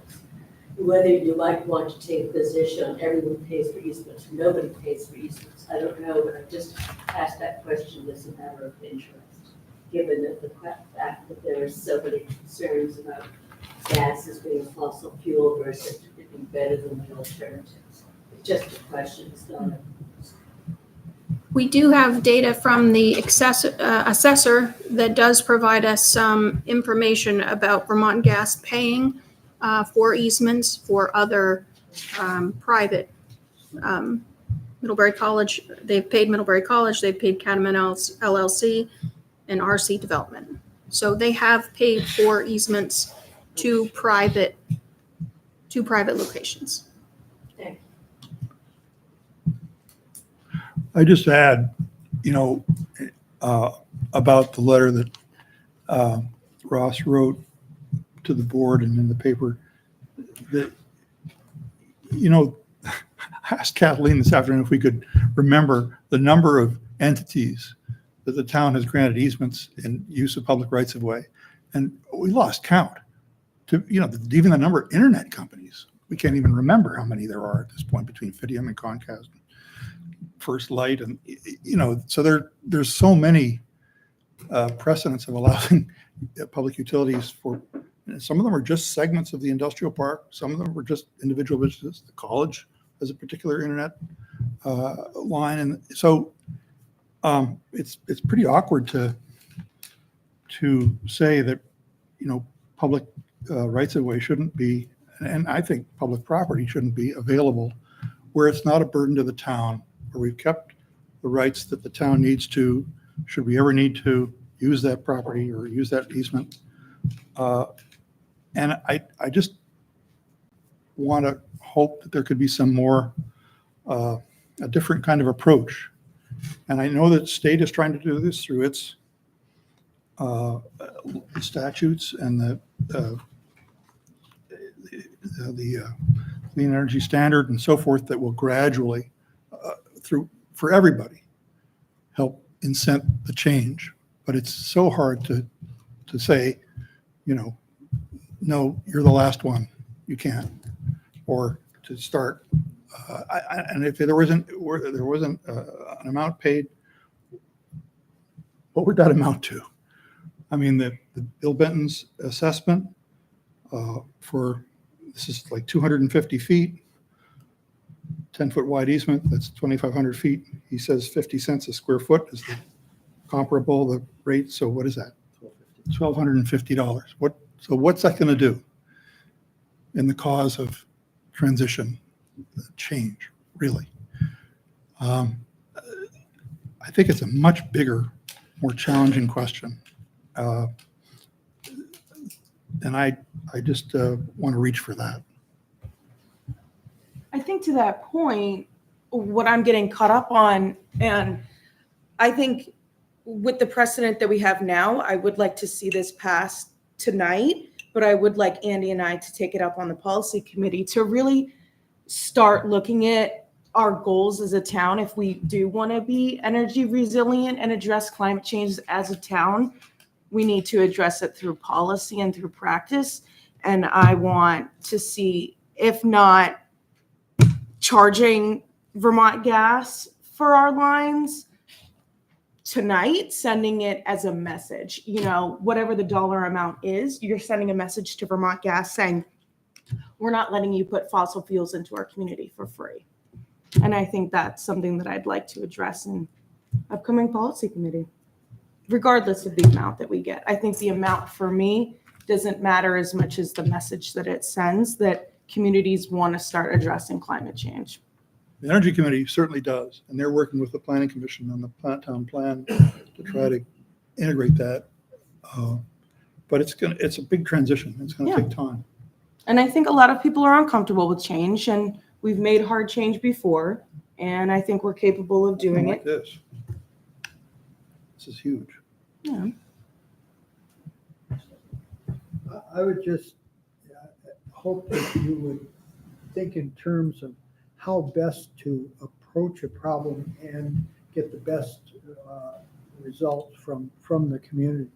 And I think you'll do far better with incentives than you will with punishments. Remember that tariffs become taxes on end users.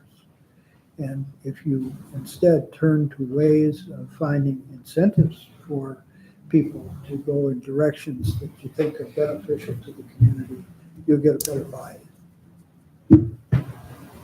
Behind you, Yeah, I love the idea of the energy committee taking up policy and thinking through the future of our town. That would be critical. We've done that. We've way ahead of other people. As a church, which has a very tight budget, spent $50,000 on solar. That is a lot of money for our church, a tremendous investment, including all of the insulation, all of the heat pumps. It's not as though we're living in some kind of draconian age where we just said, oh, the heck with it, let's just keep up with fossil fuel. We're doing everything we can do to do something in alter. If we could get solar panels on that church, I'm sure we'd be investing in them. We can't. So I'm for that, but I hope that long-range planning doesn't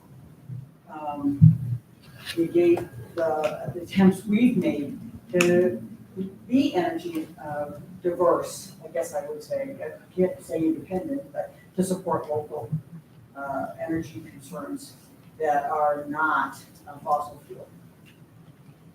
I think it's an important issue, but again, I think this came up with a stone mill and us trying to dictate to a private business what kind of heating system they put in their structure. I think we need to separate this discussion from what the end user is and how they're going to use it, and treat all.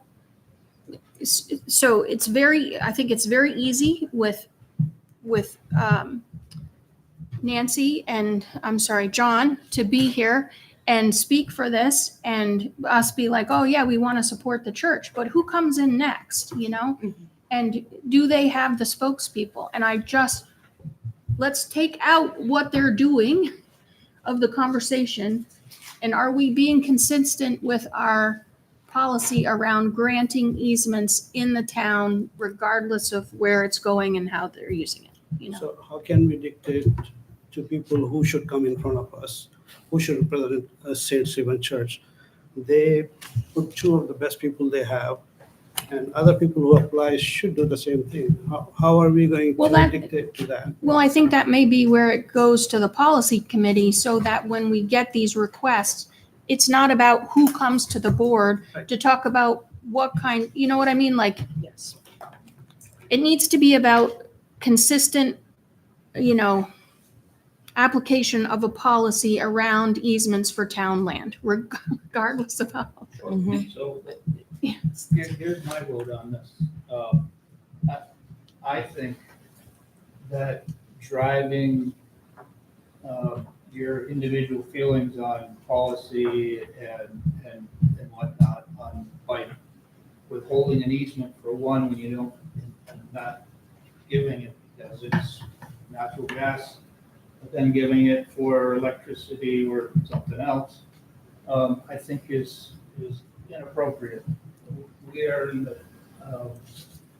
in the job of providing a service to our community and allowing our community to thrive.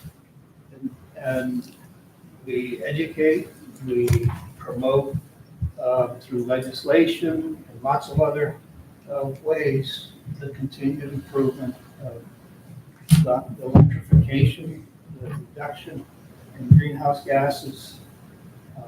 And there are many places that are not well served necessarily with heat pumps. It could be a church, it could be old cut up buildings with small rooms. There's a number of places, and if you try to do it with one policy, it's going to leave out and disadvantage certain places. I think that as long as it's not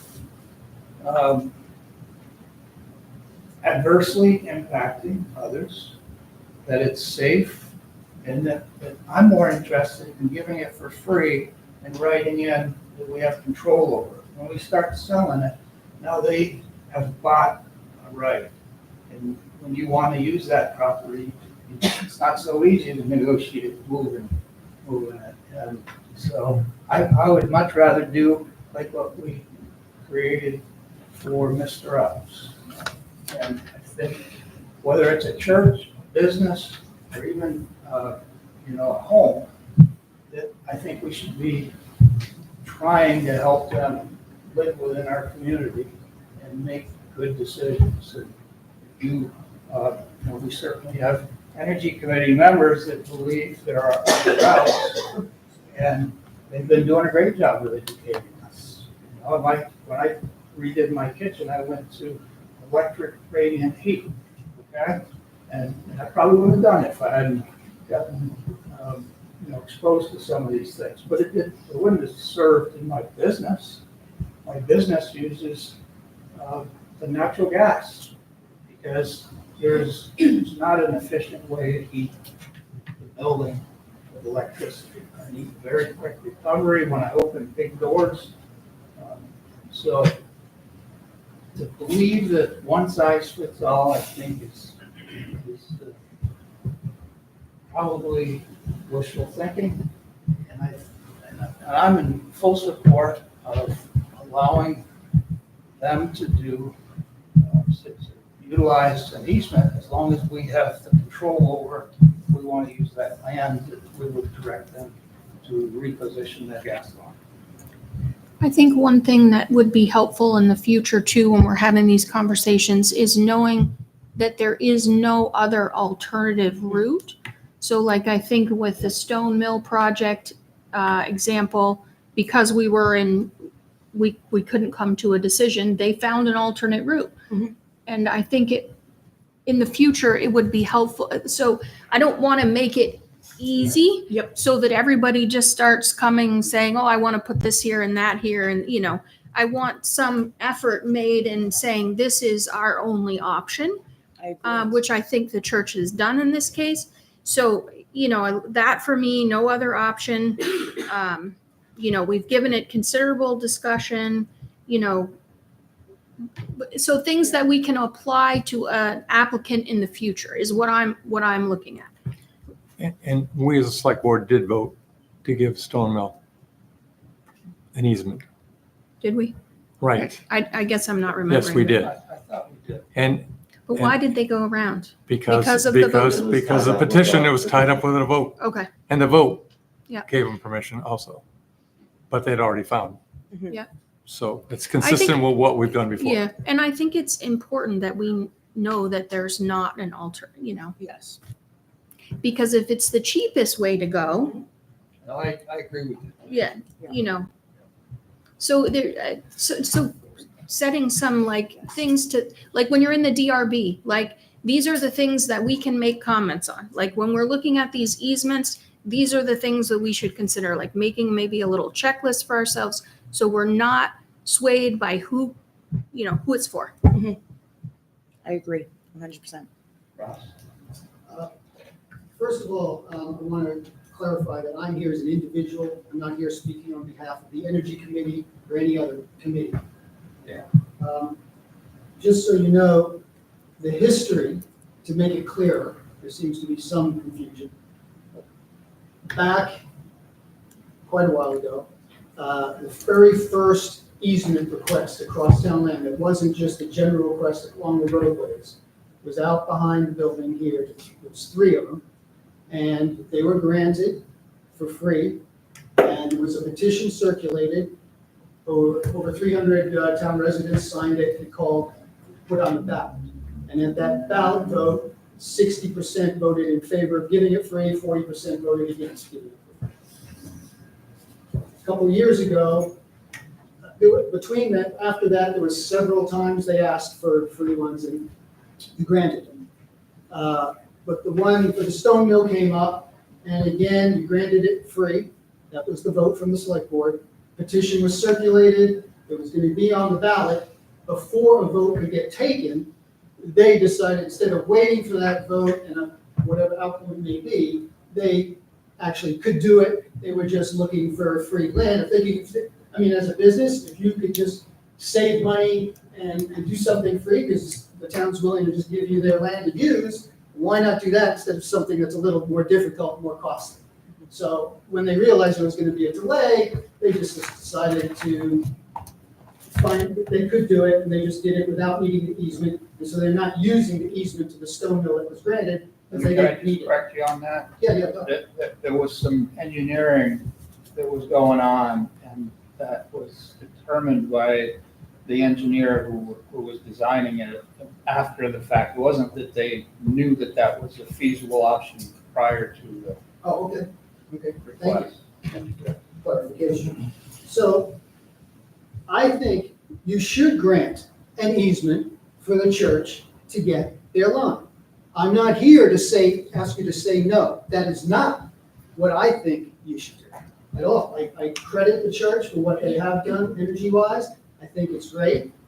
The question really is whether we subsidize Vermont Gas by giving them the easement for free, or whether we have them pay the fair market value. That is the issue. As far as I know, we don't give any other fossil fuel companies free easements on town land. Is that correct? Or am I mistaken? Have we ever been asked by another fossil fuel company for an easement? Not during my As tenure. So- far as I know, there's no other fossil fuel companies that ask. Not that we have a policy, we just haven't had that, Right, yeah, okay. Okay. So, but they do drag their fuel oil hose over the I'm town sorry, green. if you let me finish. So it was stated that Vermont Gas is not a burden to the town. Unfortunately, I would suggest they are. You guys, as a town, we're struggling to reduce our carbon footprint. A policy that the board has passed with goals set to try to make that happen, and the constant use and building out of more fossil fuel infrastructure in town is going directly against your own policy that you've passed in a way, because it's not leading to a reduction. I know some people say that gas is cleaner, but actually, if you look at the science, because of all the leakage, and because methane is so potent with the fracking process and all the other between the production of it and the end user, the research shows that it's typically as bad as coal, but sometimes even worse. So you can still sell the land and have control. You just negotiate a deal with them where they pay the fair market price and you have whatever you want.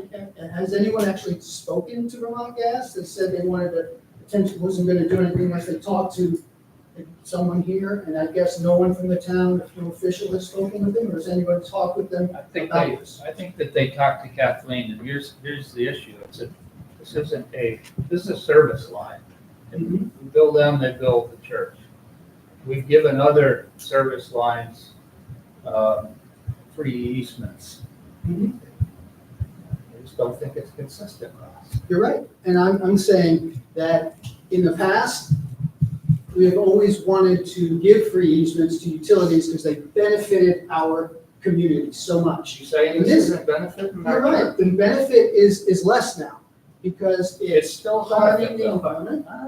And, okay, well, that's what I'm saying. So you don't have to agree, I'm just saying that's my I think position. that they're moving I'll forward. second. Maybe it's not your solution, but I think they're moving forward. All right, well, it's unfortunate because Motion. if, you know, without getting payment, there's a lot of people in town that don't think that easement should be given. And so there's probably gonna end up being a delay on granting it because of that. Okay. Unless there's a policy that we have that we should charge for any easement. We have not charged the previous ones before. And just because they came in front of us, you want us to charge them without a policy in place, I don't think that's fair. I'd like to make a motion. I think we've debated this for two different separate times. So I'm going to make a motion. I move to approve the proposed easement deed between the town of Middlebury and the Vermont Gas Systems Incorporated for the purpose of installing a natural gas service line to the St. Stephen's Episcopal Church, subject to the required state notice period. I'll second. Second. Questions or comments from the board? None. All in favor, signify by saying aye. Aye. Aye. Those opposed? Okay. We thank you very much.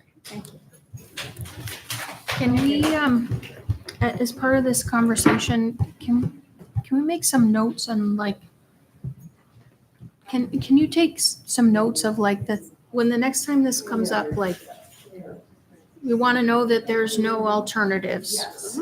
Got that? We don't necessarily want to know who it's for. We don't want to know what kind of heating system they're putting in.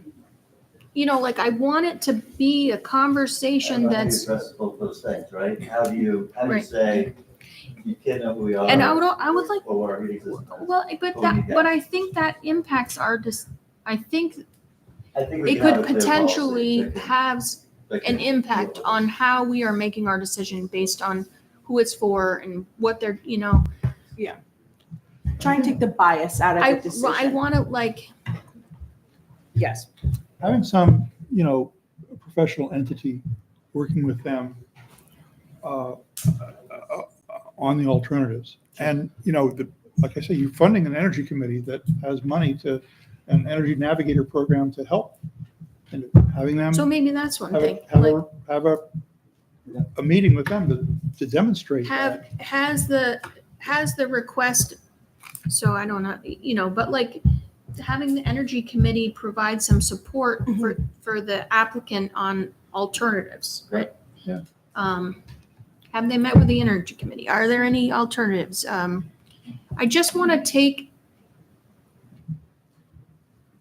the heartstrings out of the Yeah, you don't want to conversation. be treating people. Let's throw it at the policy committee to come up with some.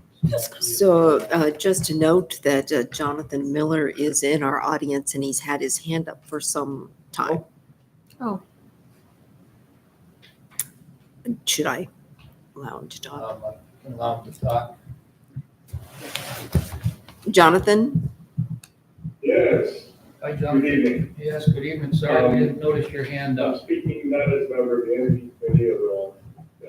I am speaking as an architect with many years' experience, green and sustainable architect. I agree that the select board should come up with a policy to deal with reducing the use of oil and gas in the community to meet up with what you've already passed, the carbon reduction. That should be given more serious thought. tonight, I understand the church has done the best it can.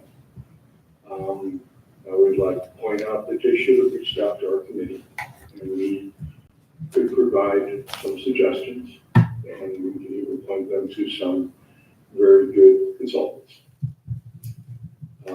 As far as whether we're there yet, from a previous comment, in the late 70s, Avery Levins designed his own home to be fossil fuel free and in the Rocky Mountains, and he successfully heated and cooled his building, his home.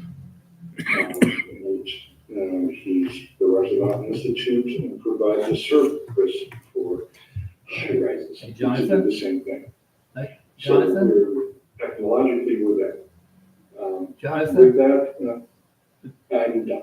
Okay, thank you. I appreciate your opinion. Just so you know, we didn't, my recollection is it was town facilities, not the town of Middlebury, that we had taken up a goal to reduce emissions. And so you talk about us being in conflict with our policy, and that was something that was debated. The town plan? So, Doesn't the town plan say something about carbon reduction?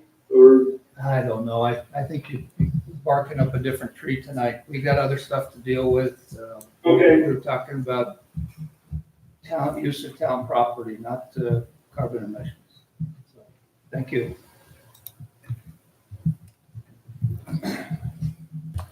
Are you Ellie? I am. Come on. Thank you. Thanks for bearing with us. No problem. Made her nervous. Well, thank you guys for having me. So I'm Ellie DeVilliers, the Executive Director of Maple Broadband. So you guys have seen the requests. So we made requests to all of our member towns to consider a donation of some of the town ARPA funds to Maple Broadband. So that's the purpose of my being here tonight. So I wanted to give you guys an update as to where we are now and what's next for us, to give a little bit of further context to the request that you've seen in your packet. So we started construction in October of 2022, and that was our phase one. We turned up about 25 miles in early 2023, and then we kicked off the rest of our phase one when the ground unfroze and became a little bit easier for construction crews. So starting in about April or May of last year.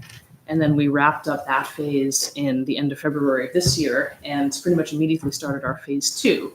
So our phase one was substantial portions of Cornwall, much of Salisbury west of Route 7, Shoreham, Orwell, and part of Waltham, and a tiny little corner of Middlebury, southwestern Middlebury, Halliday Road, 3 Mile Bridge Road. So that area down there. And then our phase two is sections up in and around Virgins, Ferrisburgh, some of western Moncton, a little bit of New Haven, and the majority of the town of Waltham, and then also the vast majority of the remainder of Orwell. So that we started in February, March of this year, and we're actually just a couple of weeks away from finishing up. The final serving area there is about 16 miles in southwest Orwell. So as of today, we have 200.7 miles of active service, and they've been down. Yeah, it's quite a lot for a short period of time. Yep, and then 2,875 passings. So that's how many homes we have passed. We have 330 customers. We did last week, and the stats are updated on Wednesday morning, so I can't give you an updated count, but it's probably around 340, 350, something like that in terms of active customers. So in order, the way that we built this is the original source of the funding that we have is a construction grant through the Vermont Community Broadband Board, and the original source of those funds as well was ARPA. And so that was appropriated by the legislature and distributed by the Vermont Community Broadband Board. And importantly, those funds have been really, obviously they've been tremendously useful to kickstart what we have. We couldn't have built any of this so quickly if it wasn't for those funds. But those funds come with strings attached, of course, as all grant funds do, or I guess most grant funds do. And specifically, we're required to build the unserved and underserved areas of the district exclusively. So that was one of the reasons that we could never consider building out Middlebury as the first part because our grant funds basically said you have to build where there's not service. So where there's Comcast or where there's other fiber, that is disallowed under the grant funds. And so we have to date half our member towns. We have 20 member towns in Addison County, and 10 of those towns have donated some portion of their ARPA allocation to us, including 4 towns, or 3 towns where we're not building any infrastructure at all because they're part of our partner, Waitsfield and Champlain Valley Telecom's ILEC or telephone company footprint. So we've partnered with them where they're building out fiber in those sections. And then the town of Weybridge, where we will be building a small section at some point, Eastern Weybridge if needed.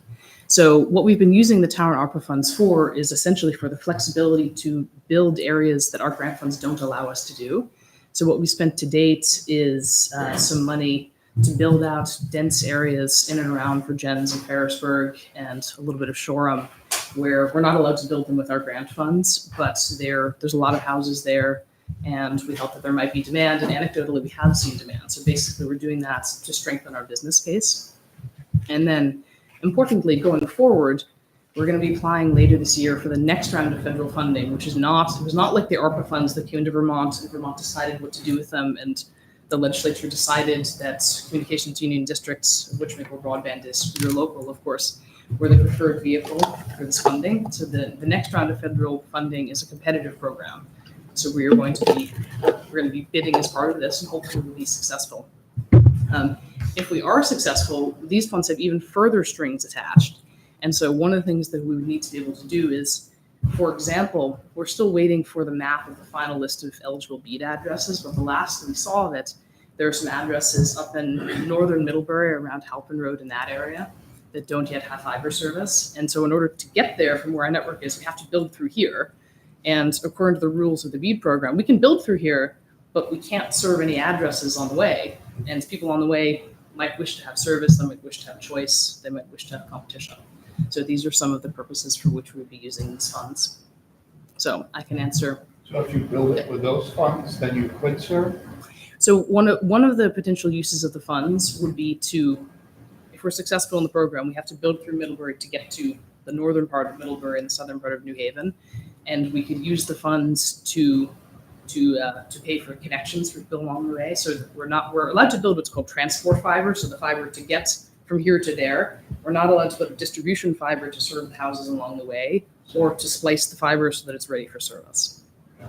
So the reason that Halvin Road and Painter Road and Munger Street were not served was the town made a barter arrangement with Comcast, or its predecessor, Mountain Cable, that enabled us to form Middlebury Community Television, get some money for that, and build more line extensions than would otherwise be the rule.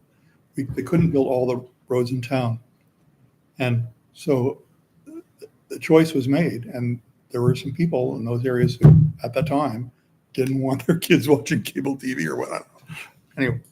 Probably don't want their kids watching TikTok now. It was like, okay. Mom and dad. Okay. Well, Victoria Susan DeWin will remember, she was one of the advocates of not, so credit where credit is due at the time. Anyway, that's the reason. And so that is an underserved area. Yep. So one of the things I have Comcast. Yeah, well, I don't. Well, you don't live on Halpin. No. I do. So they went out helping. But I'm only 5 houses out, so Well, I don't know about my neighbors. I get might just emails stop. from them, but I don't know. Because you're not far from the highly developed areas. Really? I don't see anything around me, but yeah, I understand. What do you have for service now? Oh, it's like 5. With who? What's Oh, fair? it's with Consolidated. Yes. Oh, that sucks. It's terrible. So I was just going to say, a year ago, the Open Door Clinic came to us asking for $2,500 of our ARPA money, and we said no to them. There's a different issue here. Okay. That's a different thing. It's different. We weren't using ARPA funds for all of the health services. We have that budget, and that's it. So I will say I am fortunate to be on one of the routes where they had to go by to build out in underserved areas, and I was able to get connected, and it is great. And I think anything we can do to help give other people in our town access to their service would be beneficial. We have committed $50,000. That was the concept, Right. the concept, yeah. When we divided up all the opera money 2 years ago, that pie chart, it was the last one we added in. It was absolutely the last thing we put in. And we committed to $50,000. What would $50,000 do in terms of reach in the areas that are underserved? A good rule of thumb is that the construction, because we have a separate pot of money to pay for design.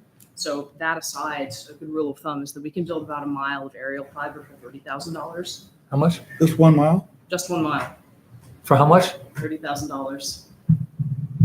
So one of the things, Really? I know. So you went through phase 1, phase 2.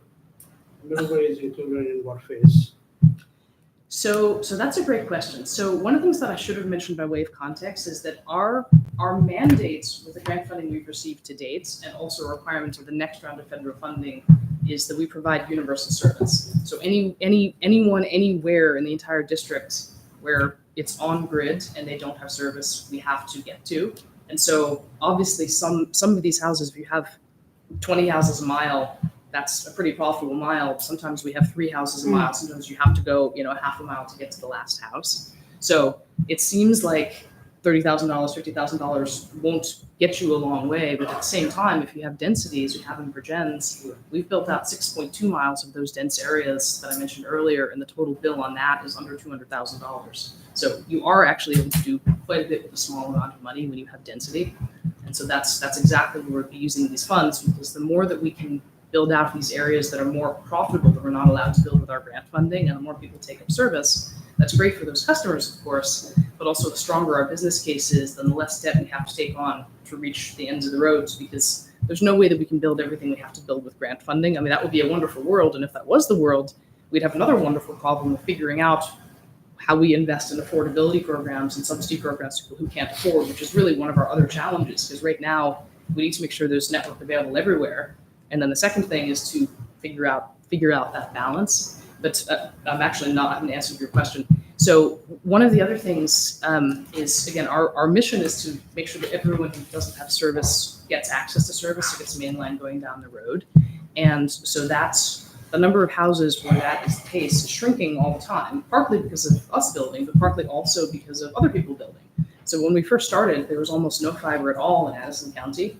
Actually, I have a summer intern now who's working on the history of from 2020, or as far back as the Public Service Department data has by town, to show what the situation was in terms of where there was DSL, where there was fiber, where there was cable, to be able to tell the story over time.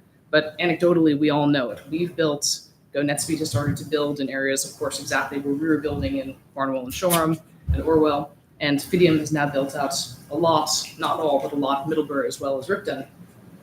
Doubtful that would have happened in that time frame if it wasn't for the legislature funding communications union districts. But the other thing is that if there's existing fiber somewhere, we don't need to build it to hit our mandate. And so, of course, if we need to go through an area, we want to be able to provide a choice. But our policy right now is to, first of all, get that universal coverage, and then we can sit back as a district and decide, do people want us to come in and compete? What should be the balance between investing in affordability or potentially dropping rates for all, or building up to be able to go and compete in areas if there's a demand? Because again, this isn't, one of the things here is there's called like 3 to 4 year plan from when we started, not from now, to get everyone coverage. And that's the first win. But the second win is 10 years down the road, 20 years down the road, 30 years down the road, because Fidium's here now and NetSpeed's here now. Both of those are private equity owned. And so I think we all know what private equity does when there's no competition. So it's not to say that we need to offer competition for every single address everywhere, but we need to be strong enough that we have that option, we have that flexibility as a public utility going into the future. So to answer your question, what we're planning to do is to build to the areas that are unserved and underserved, and anything we need to get through to reach those areas, which winds up, we haven't done the maps yet because we don't know where the final eligible addresses are, but it's just because of the way the pole lines run, it winds up being a pretty substantial portion like through the central district here and up north that we'd need to pass, as well as through East Middlebury to get over to Ripton, because there's a couple of addresses over there. So I don't know the percent of Middlebury addresses that we will be opportunistically passing and providing service, but I would wager it's a substantial portion. And that's next year when we're doing that build. So since Maple broadband was launched, now you have Fidium and even Comcast have improved their output, right? So how do you find, is there a demand for Maple broadband wherever you're going, or? So unsurprisingly, where there is only poor DSL, we have the highest take rates. We also have very high take rates in Cornwall, where property values and incomes are a little bit higher. And then we also have very high take rates in, so, I mean, it's not entirely surprising, but in Vergennes and Ferrisburg and those dense areas, because where there's only Comcast, sometimes Comcast charges a lot. Yeah. And so maybe that will switch as if Comcast drops prices. But those are the areas we've seen the most demand so far, is the underserved areas and then some of the higher income, more dense areas. So if we've already allocated the 50,000. So that was your concept. Oh, okay. So, and that was based on a September 2022 request from Maple Broadband asking for $25,000 to $50,000. So I put them in for $50,000 in that concept. You had also set aside some $262,000 for some project and grants management funding that we did not use, and that is about $100,000 that hasn't been allocated so far.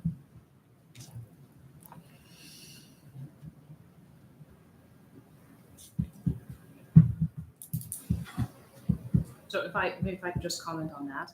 So the reason that we put forth this quantum of request now, I actually wasn't aware of that $50,000 amount, but it's available in our annual report. But the other member towns that have donated, mostly have donated in the $50,000 range, some 40, some a little bit less.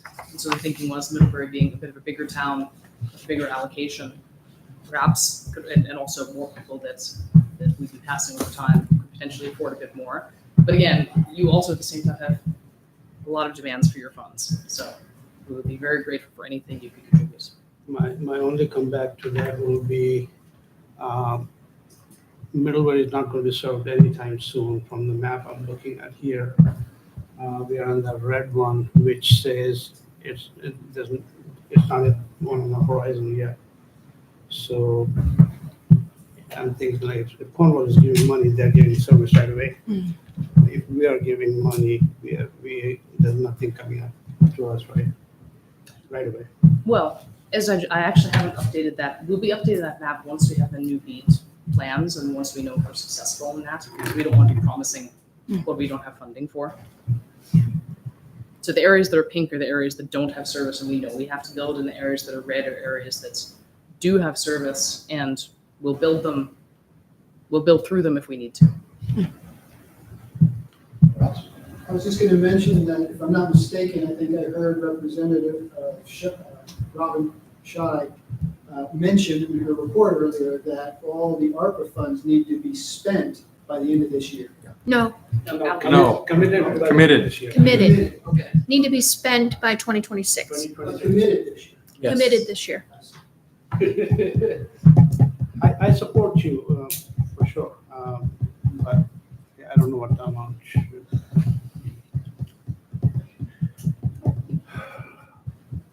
It's a tough one. I was on the original EC5 report. I was the Montpelier rep to that board.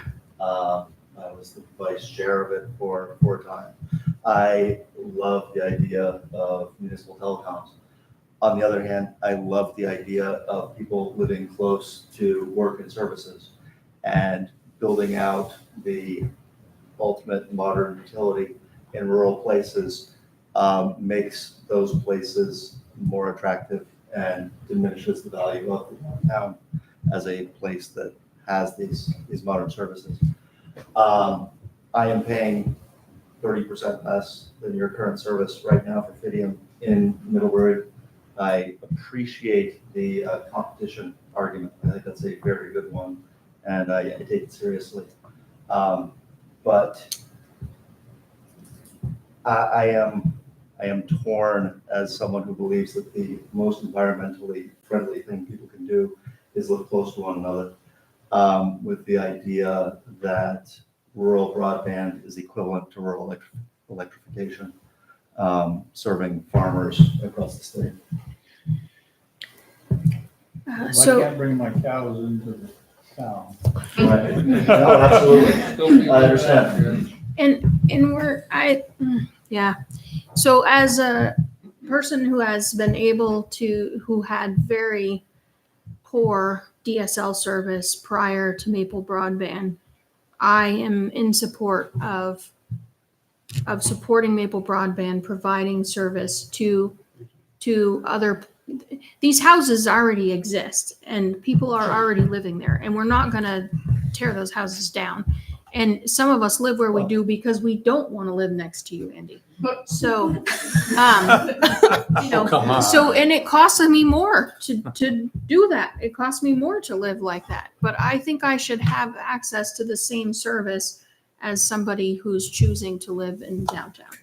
How much is it going to cost in Middlebury to provide service to all the underserved people? What would be the total bill on that? A lot. A lot. I don't have a number. I'll have a number on that in a couple of weeks because I need to. And how many underserved people are they? I'm hoping there can't be more than 14. Because that's all that's passed me is 14 houses. So if you're gonna spend. Keep heading north from there. That's in Middlebury, right? Right, well, you can cross over New Haven. She's talking about New Haven, a Right. little line. All I'm concerned about is I know, Middlebury. I'm just saying, they gotta hit that road. They gotta hit that road. In the same way. So that- that's gonna cost, I'm sorry, that's gonna cost a couple $100,000 to get 14 people in Middlebury for us to, just those. Same way that Heather was able to benefit from the line going past her house to Salisbury. You mentioned, I thought I heard, that serving southern New Haven and through lines. I think we'd be interested in, I would be interested in leveraging this and in a way that isn't just Middlebury, but uses that ability to leverage the lines that you need to serve other areas, and having some direct survey of the people who might be customers and showing some real payback for the investment. If there's time to do that before time for allocation and commitment, it would feel like be a lot more definite and not just, well, let's build this X miles so we can build, whether people are interested or not. I don't know, can you do that? Is that something? Well, I mean, to be clear, I the wanted to requirement of stand our up. grant funding we've already received is that we need to build past these houses, regardless of whether or not they want it. And the next round of federal funding is the same thing. The goal here is to make sure that everyone who wants service, whether they want it today or they want it next year, or the person who buys the house in 5 years' time wants service. Well, it might make a difference if you go up Halpin Road versus going to Painter and Munger. I'm just saying, to serve up in New Haven. So the idea is you're going to build out to serve those underserved places at some point. If you have some money from Middlebury, the people that are in between those, you can offer service to them because you can claim you've gotten money so they can hook up to it, right? Otherwise, the grant funding says they can't hook up to it, right? Yeah, that's one potential use of funds, or develop other areas that are similar, because everything together helps us reduce the amount of debt service and the debt service costs, which helps us be more affordable. Exactly to your point of the services costs, it's something that we're sensitive to that, because we're aware that although we have all this grant money, we're not the low cost provider. At the same time, we can't be dropping our rates down to compete with people who have much stronger balance sheets and much more density and much more profitable areas, because we've gotten grant money to build the areas that weren't profitable enough to begin with for anyone to build, and we have to be able to maintain those over time. We have to be able to pay our overheads, such as those are, and prices, of course, are sticky they're sticky, it's downwards. So much rather, so that's why we're being a little bit conservative with what our rates are now. And once we've built everything we need to build and taken on all the debt that we need to take on and understand what that looks like and see where our take rates stabilize, we're going to be adjusting our prices. And as I said earlier, one of the other choices that we can make is whether or not we want to be taking some of the funding that we have, because again, as a nonprofit, there's no shareholders, and so whatever is left over, there's things we can do with that. So one thing is rates, another thing is affordability, because there's a lot of people here who may want internet who can't afford it, and we know that that's the case. Now, surveys around that, I mean, there's a federal program called the Affordable Connectivity Program that unfortunately has ceased to get its funding, but we know that this is an ongoing problem, and we know that. I mean, who knows what the federal government will do? Who knows what the state of Vermont will do? But that's one of the things that's under discussion in our district is what can we do around this? So that's something else we're having. Obviously, like we can't use ARPA funds for affordability because they would need to be spent. But the more money that we can, the less debt service we have to pay on the network, then the more flexibility we have with the service revenues to be investing in those sorts of programs as well. Yeah, Jane, do you need to have an exact dollar figure tonight No, we could continue this conversation while we get more information, if you'd like. We want to have you work with them to bring us back a proposal. Yeah, and I think we could update the other components of the allocation to give you a better picture where we are. Pretty good understanding of what's going on, but I think we're struggling with the dollar figure of how much to allocate. That maybe if you looked at it and as you said, within a couple of weeks, you'd have a better idea. And Kathleen could bring it back to us and we could decide on, we're going to support you. The question is how much. Yeah. I think is what I'm hearing.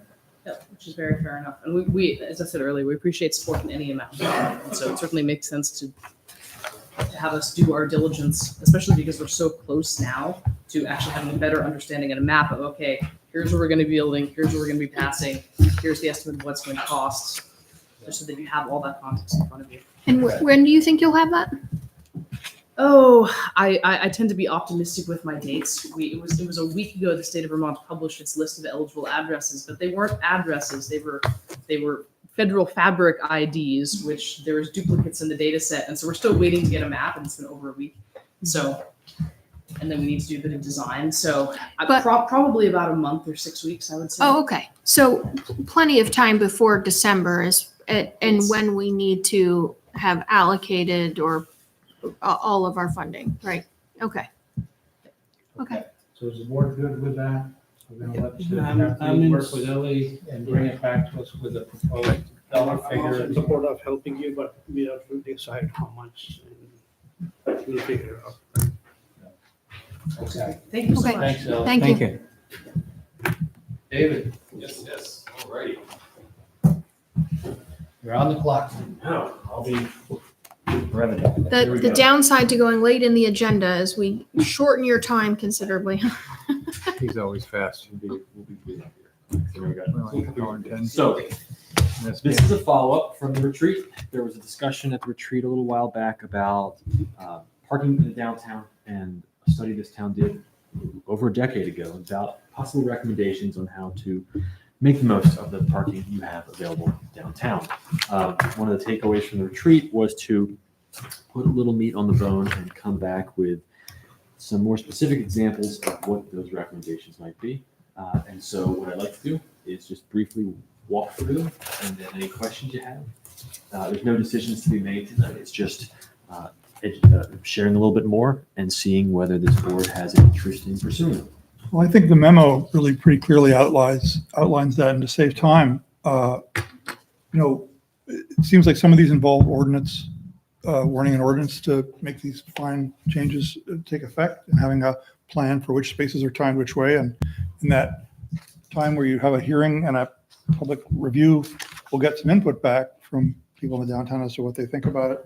So if it's appropriate, why don't we just make a motion to authorize you to proceed with warning the necessary hearing changes for these, and we'll see how it goes. How about that? That doesn't bother me, but I just would, do you have any questions about these ideas or thoughts or reactions? It would help to guide a little bit in understanding where you're thinking. Everybody read them? Yeah. I think you can make the signage changes to Mill Street right away. I don't think that's an ordinance thing, but, Yeah. it's obvious. Cleaning the parking lot, sure. Yeah, the improvements, the lighting and Yeah, access. that's low hanging fruit, obviously. The fines Yeah. are Expensive. but I am still in favor of increasing the proposed. okey-dokey.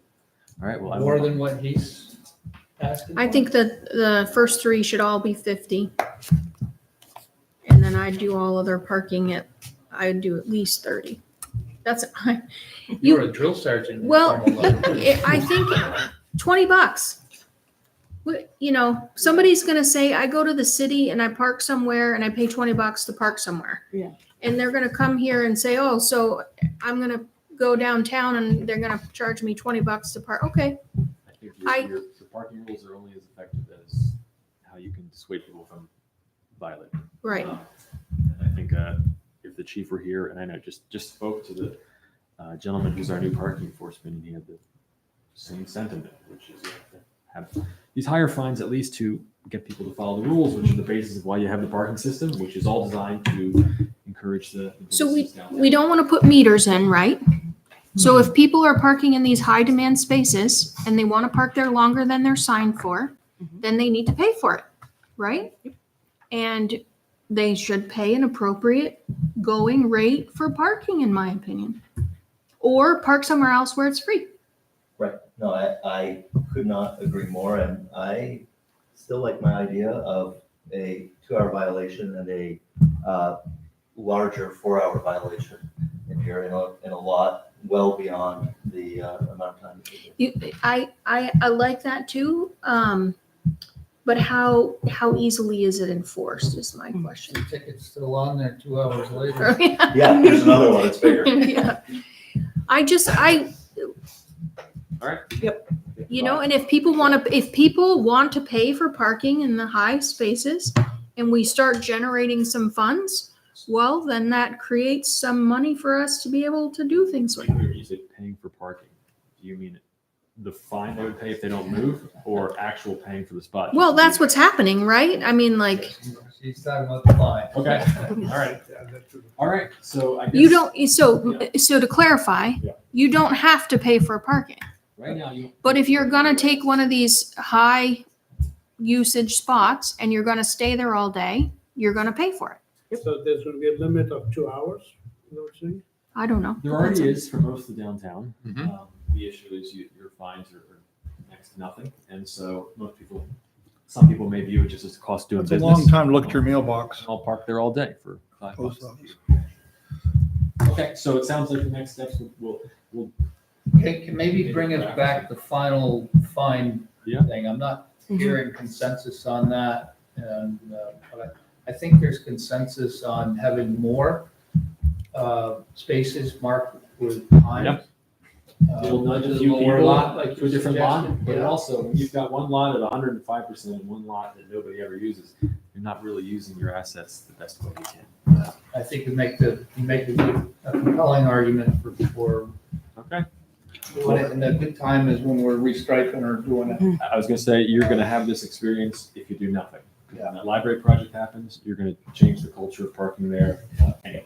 So, So, okay, we'll come up with the more specifics and we'll come back. Thank you. There's nobody else, so it's me. All right, is there any energy left in the room? Patiently waiting. Oh, yeah. It's 8:20, it's time for you. Torturous. Warned me not to come at 7. It's all good. Thank you for having me. I will make this short and open up conversation. Kathleen, you want to drive the bus, but can I just start with a quick Go ahead. update? Yeah, so we've, I think the last time I came before you was January or February. I seem to be, 5 to 6 month updates. The really quick version is everything we are focused on right now is getting to a November groundbreaking. And the parallel tracks of that are permitting, going before the DRB for our final subdivision and PUD approval in July. We're doing all of our design that we're going to need to get to the point where we can apply for zoning permits. We get through the PUD zoning process, so we can apply for our zoning permits to get to that point. financing, putting together the last puzzle pieces to be able to get to a closing table.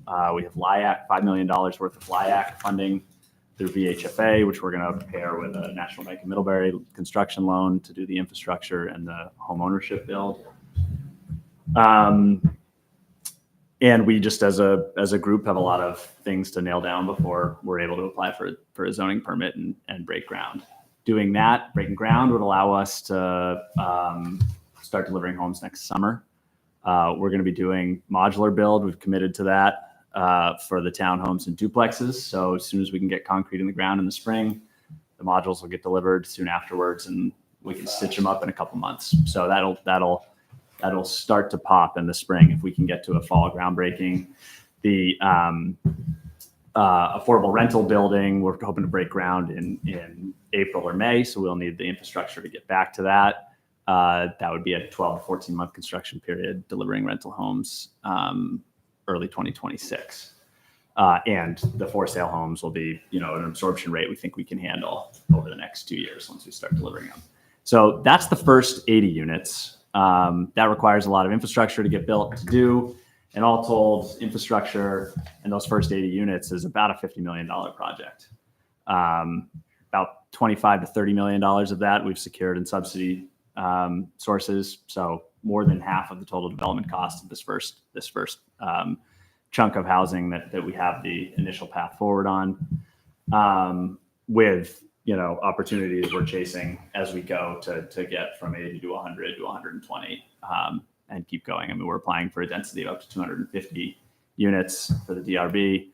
And as a big piece of that is the infrastructure we're going to be building and dedicating back to the town, which is sort of the core piece of the development agreement that I know you guys have all taken a look at and we've been discussing with Kathleen and Jen. And the development agreement, and I can jump right in, Kathleen, unless you want to. The development agreement you have in front of you is sort of two components, right? It's contributions from the development to the town, and then it's also the phasing. I mean, the phasing is important, I think. It's complicated as hell in writing, so I apologize for that. I can walk people through exactly how we came with that. The financial contributions are a little less complicated. Those are dollar amounts and timing. So I will jump right in. I think the sections really that are worth talking about here are 3 through 5, 3, 4, and 5. The first two deal with payments to the town for off-site infrastructure improvements. As we went through planning and design with DPW, well, I guess I'll start with sidewalk on Valley View. Our goal is always to have this be a walkable community. That's why the parcel we're building on and planning here is the perfect parcel for town. It's walkable. It's within a mile of almost every in-town Middlebury amenity, including Mary Hogan and a lot of things through Butt-Off Acres. There's a 2-block stretch, about 650 feet down Valley View that doesn't have a sidewalk. We proposed putting in a sidewalk there. The first draft of this, as we discussed, was originally, we were proposing to do it. DPW says, well, we've got bigger visions for Butt-Off Acres and we build a lot of sidewalk every year. Why don't we do it? We went back. The initial scope we got a quote from Masterson for was about $63,000. That was our proposal to contribute to the town's construction of that sidewalk. I'll keep going and then we can circle back to all of these. The other condition that was identified that was going to go to whether the development was providing an undue burden on town infrastructure was the condition of the pump station right on Seminary Street. The condition, I think, is in an existing difficult situation because of the water infiltration. It comes down, I don't have the map up, but the sewer line comes down from Washington Street extension through the wetlands to the west of the developable area here. We don't tie into it at all, but our sewer line will be connecting to the same pump station. And in big rain events, I think there's a big infiltration issue that backs up that pump station. The condition to be improved is a lining of about 1,300 feet of that sewer main. The value of that being, if you can stop the water infiltration, the pump station can be committed to what it's intended to be used for, which is waste, right? the treatment center, the treatment facility has no capacity issues. It's really just the impact on that pump station. Identified that the sewer lining would I think in DPW's position, and I don't want to put words in Emily's mouth, so fact check this with her, but that sewer lining would be able to fix that condition. We received quotes. We received one quote. I think Emily's gotten a few that came in that $100,000 to $150,000 range, depending on what season you do it and how easy it ends up being accessing the wetland to do the work and the manhole covers. We propose splitting that with the town. So we propose paying half up to $75,000. Again, not something we're tying into, not something we are going to be touching as part of our project, except that line and our lines both go to the same pump station. Those are the two payment ones on top. I mean, we'll have connection fees and meter fees. That is part of that section 2 is part of the standard fee structure of planning and zoning. Section 5. Has anybody read this? And if the answer is no, that would have been better because I could start from scratch. But thank you, Fred. We are contemplating, and I don't have the site plan up. Do you guys have the exhibit that was attached to this? Yep. There are 3 roads, Stonecrop Road, Barnesbrook Road, Ledgmere Road, that each have a 60-foot right-of-way. And in that 60-foot right-of-way includes the sidewalks, the tree plantings, the road itself, and where applicable, underground sewer and water infrastructure. They're also, so that is what we are proposing to dedicate to the town when we're done. There is other parts where we're going to be building sewer and water mains that will be in future HOA-owned property, and we'll be dedicating those water mains and sewer lines through easements. And so, what Section 5 sort of contemplates is when we will be building and then dedicating to the town those roads, right-of-ways, and easements. So at length, I finally have it up there for you. Yep. So I'll just point it out. If you scroll down to the bottom, Kathleen, you can see it's clear. Yeah. So what you see on this is there's this solid dotted line here on either side. This is the 60-foot right-of-way, and these roads are the pieces that we're proposing to be dedicated to the town once we're built into town specs. So Section 5 walks through both what chunks of that work we expect to do to service certain lots, and then what our obligations will be to get to a point where we can dedicate those to the town. This is broken. When we originally were talking about this program with Jen and you all, we sort of talked about like phase 1 and phase 2. Phase 1 was just a certain housing type. It was a block of housing that we applied to VHFA for missing middle home ownership opportunities. And phase 2 was the multifamily building that was going to be our low income housing tax credit building. Those are still groups of financed, but they're not sequenced based on the infrastructure. So we're sort of trying to get the phase 1 and phase 2 as housing types out of all of our mouths and just talk about the housing we're going to be building around the phased infrastructure, right? And so in order for us to build on lot 12, which will be the low income housing tax credit building, fully funded, fully committed, and then the missing middle homes here, we're going to start here, work our way into B1, up to B2, and then go into phase C and phase Ds in the future. And this is all built around essentially what stormwater pond the impermeable surfaces are going to be running to, what roads and sewer lines and underground utilities are required for each one. So this is, without going into now, unless you'd like me to, the components of each phase and what it's going to take to get us the first CO in a certain phase and what it's going to take to actually be ready to dedicate to the town. This is a sort of a small grouping, breaking up the infrastructure build out as much as possible to be able to compartmentalize and move on when we need to. Go ahead. This is a very complex project to figure out. My sense from this is that it would be desirable for, we all want this housing project to proceed as quickly and as efficiently as possible.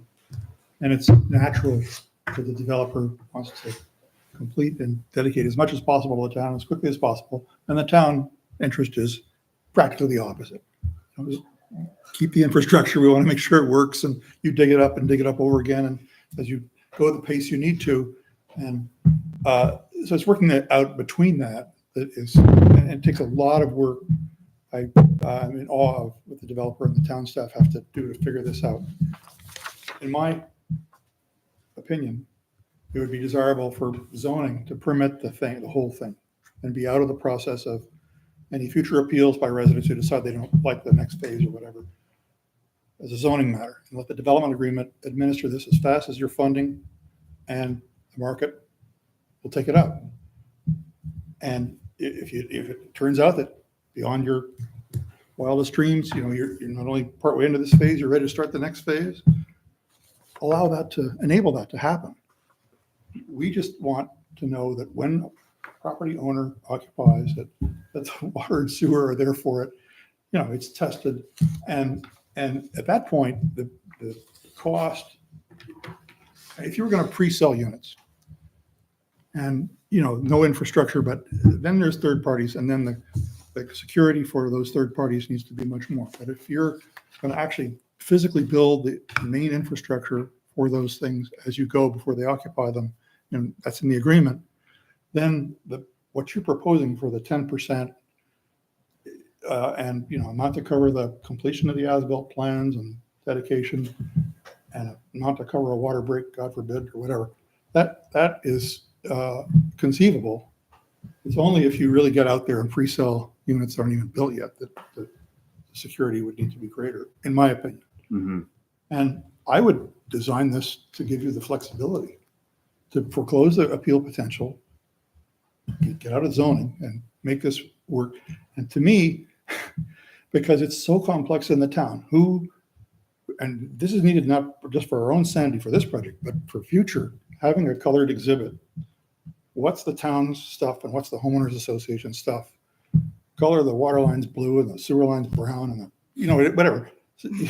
So that it's clear that because trying to read in an agreement what segment is going to be owned by what, it's like, and it's really complex around town, and it's getting worse for things like sidewalks and stormwater, and so that's my 2 cents worth from my experience. Well, I think I completely agree with everything you said, and I think what we've tried to do is design with that in mind and try to break up these phases with that in mind. The third thing you mentioned that we haven't touched on that is on the table tonight is bonding, right? Is what the performance bond is going to look like. You mentioned the 10% proposal we made. I can get into that in a second, but from your point about we want to give it to you as soon as we possibly can, and you want to take it as late as you possibly can. That's a bit. If everything goes well for us, right? We'll be rolling right from phase A into B1, into B2, into C, and we won't put the top coat of paving on any of this until we're done with those construction. So the amount to cover the top coat and the fine, you might as well do all the deeding at the end, And what I've written in here is that you won't take the land, you won't take any of this dedicated town infrastructure until we've done the last top coat of paving, and there's an as-built survey and the town accepts it, right? Awesome. And so our intent is to go as far as we think we can go in one efficient push. The intent of breaking it up is to say, okay, if we have to stop at B1 and we have to press pause for 5 years, for 10 years, for 18 months, we want to be able to do the top coat, finish it off, create the necessary turnarounds, create all the accesses, and have that be a community we can turn those roads over to. So I think we built it to have what you were hoping for. But it did, again, this is why I say Section 5 is a little unwieldy. It's complicated.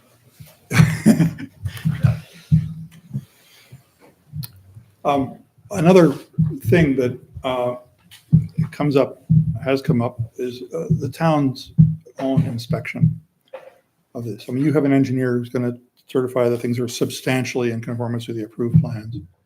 And, you know, what's substantially in conformance, there might be more law around that, but, you know, I think the town is paying like $900 a day for its engineer to track what's going on South Street, the water line that it's inching along with. And it's expensive to do that, but it's worth it for the town to have the confidence. And how much inspection is something that, you know, is a judgment call for, and here we have to rely on the staff, our public works staff, as to how they want to, what comfort level they have with that. And that's a piece that's not really addressed. Yeah, it's addressed in Jen's preliminary plat memo that by the time we get to final, we have an understanding of how that's going to work. We've talked that through, Kathleen, Jen, and Emily, and I think we're all at least comfortable that there will always be access in whatever DPW's desired pieces while we're building the future town dedicated infrastructure, that there'll be either a weekly or a bi-weekly time. We're going to have our construction inspector weekly. We'll have our job sites weekly. I mean, our job walkthroughs as owners weekly. So there's plenty of opportunity to bring Bill and Emily in. It's just going to be. It requires a lot of coordination. You know, the time that you go to break the transmission main, to reroute that, can't be a time when we happen to have 20 water breaks. The water reservoir at 5 feet. You know, we're going to have some close coordination for some of those critical changes. Couldn't agree more. What are we trying to get out of tonight's update for us? This is an update, and I think that the DRB would appreciate some confidence that the select board is comfortable with this update and moving forward to a development agreement after the DRB gives approval, and we can incorporate any items coming out of that approval into the development agreement as well. It seems like it's up to Kathleen and Jen whether the development agreement has to be final before Jen can write a final plat approval, or if that's just going to be a condition of the first zoning permit. Either of those is fine. We'll need something in writing as part of our financing underwriting to get to a closing. And so I don't want to put it to November, but I don't think we need to decide it tonight. Right. As long as we sort of have the framework and the understanding of the fairness of the offers and the understanding of how the phasing is going to work, I think that's the thing that we need to collectively get on the same page on as early as possible. I think. Hold on.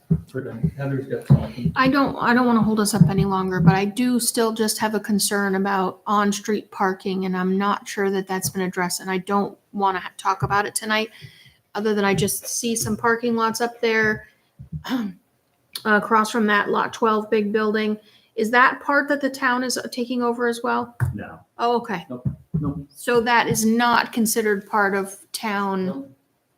Down 60-foot right of way will go up Stonecrop Road and up Barnesbrook Road here to Ledgmere. And so these are just the 60-foot right of ways on those three streets. So And when you then come up Stonecrop Road to where that thick dotted line intersection is, going to my left there. This will all be owned by the HOA and or lot 12.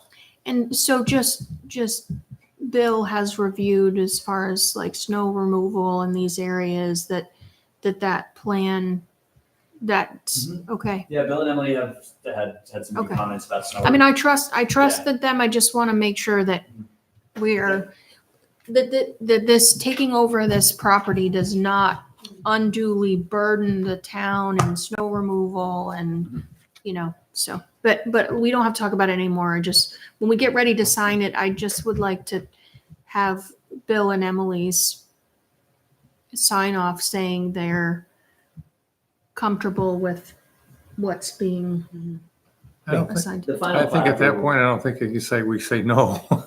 Well, but I think they have been involved in all of these back and forths and sign-offs. Yeah, I mean, the fire chief, the police chief, EMS, Yeah. DPW, everybody has to sign off on our plans, right? On to get final plat approval. So they've been incorporating comments for 6 to 10 months. I think big picture, the DRB has a big criterion. The project shall not cause an undue burden on the town. And typical process is that that hearing's going to be July 8th. Our next meeting is July 9th. So in terms of the sequence of things, being able to communicate that there have been a number of meetings, that the concept of this is understood, that the general idea of the required improvements and basic elements that the town would take over, there's concurrence on, and it's the details of executing that agreement, finalizing and executing it, that needs to happen before commencement of construction. I think that's the kind of thing that they would want to have communicated, that can be in their minutes or whatever. Whether Valley View sidewalk 63,000 is the exact right number that Emily and Bill feel comfortable with, that's a relatively small detail in the big picture of getting to this zoning hurdle and positioning us for the final draft to be looked at. Yeah, and I don't want to make any assumptions about in-town board authorities, right? But those details are things we've been hashing out with the DRB through preliminary. That's obviously conditions of the zoning and something that the DRB opined upon, and we had conditions that we needed to fix for the final submission that we've made and will be heard on July 8th. So, I mean, the big undue burden on town infrastructure was the pump station. And so that's one of these ones that's being addressed. Everything else, the DRB, I don't want to say blankly everything else, was I try to run through the other conditions we had to satisfy for this most recent submission. But that was the big one that we found was going to be a burden on an already tough condition of town infrastructure. I think the board is seeing everybody working with you. There was a thing about the letter of credit proposal. Do you want to walk us through that as well? Sure. Yeah. So we're proposing a 10% letter of credit, as a performance bond for the construction of all these. When we do, a multifamily project that constitutes dense infill, right? That's the type of bonding that we make our contractor do for us, and our tax credit investors or the financiers require. So we're familiar with the sort of 10% structure. I know often performance bonds with towns are higher. This is a different project, I think, for a couple reasons. One, the ability to break it into smaller chunks is exposes everybody less. We will not move on to an infrastructure construction piece until we are comfortable that we've got the sources. It's not spec building, right? The sources lined up to do the vertical construction on it. We have about a $7 million price tag on the infrastructure to get us through phase A, B1, B2, and C. That's a high number, in part because of the TND requires a lot of circulation, requires a lot of infrastructure. And we've got, through the work Kathleen and I have been doing together for the last 2 years at this point, about $3.5 million of that secured in federal and state sources, and nothing to shake a stick at. The town's $234,000 contribution to that. So you typically you'd be going into a $7 million infrastructure build as a pure speculation, trying to do it all at once. And then You're saying 10% of 7 million? I'm saying 50% of 7 million we've already got. No, I mean for the letter of credit. Yes, that's my proposal. We have Sounds ample. Sorry? That sounds ample. 10% of 7 million. Yeah. Yep. And we would do it in phases, right? So as we come for a zoning permit, we'll have everything approved by the DRB, all the design, everything. We won't have to go back to the DRB that's the point of the PUD, right? But as we come to the zoning permits, we'll come in these phases. Maybe we'll be at a point in November where we want to do A and B1 together, and we would owe that letter of credit on the value of that piece, right? We're not coming in for all 7 million right at the top, but we would be doing it as we applied for a zoning permit for that and for the infrastructure component of those phases. And then those would be retired, we would say a year after dedication to the town. And we may decide not to, again, like I said earlier, dedicate anything to the town because we're going gangbusters and we just roll all the way through. Well, it's, we used to set it up so that you could reduce 10% of 7 million is 700,000, right? So once you get the big expenses in the ground, the road built, water and sewer, then that can be reduced significantly, and it could fluctuate depending on how much you're biting off and chewing. Yeah.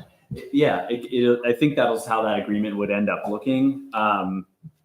Towns and developers can make these really complicated, or we could make them really simple. It just ends up being the larger slug earlier on is just a burden we can't bear and an interest carry we can't cover, because market rate housing doesn't pencil, and we can't pass along added costs to affordable renters and homeowners, right? We're already showing a gap that we're trying to close by November by maxing out the program contributions to the town infrastructure on this, plus the $3.5 million that we brought in subsidy to build it. So there's really no wiggle room for us in our pro formas to be able to add burden. So one way we can do this collectively as a group is try not to have a huge upfront outlay of a performance bond, and we thought a 10% proposal was a pretty fair one, especially when broken up and retired as needed as we finish pieces.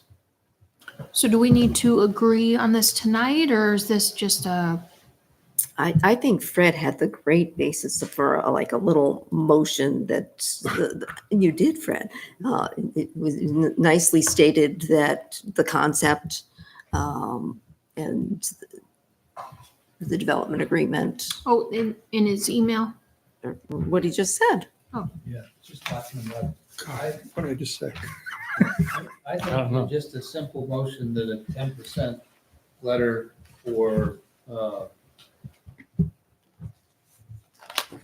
the sections as they build them out. Um, So you wouldn't need to put, if you're doing A and B1, you don't need to have a letter of credit for 700,000. You need a letter of credit for X. I'm sorry, Kathleen, were you talking about the motion that would be in the minutes that the DRB would see? Is that what you're talking about? Oh, okay. Well, I would move that the board supports the infrastructure concepts of this project as conceptually outlined, and that this would not cause an undue burden on the town, subject to the DRB approval conditioned upon finalizing the letter of credit and development agreement elements before commencement of construction. Second. Oh, you can have it. Give it to Heather. Big motion. Big motion. I'm good with the way this is headed, and I think it sounds like all of the town staff and our DRB are very engaged in it. I'm glad to hear you're moving towards this year's groundbreaking. Path, yep. Yeah. Yep. Anybody have questions on that motion? We were supporting what they're working towards. Great. All in favor? Aye. Opposed? At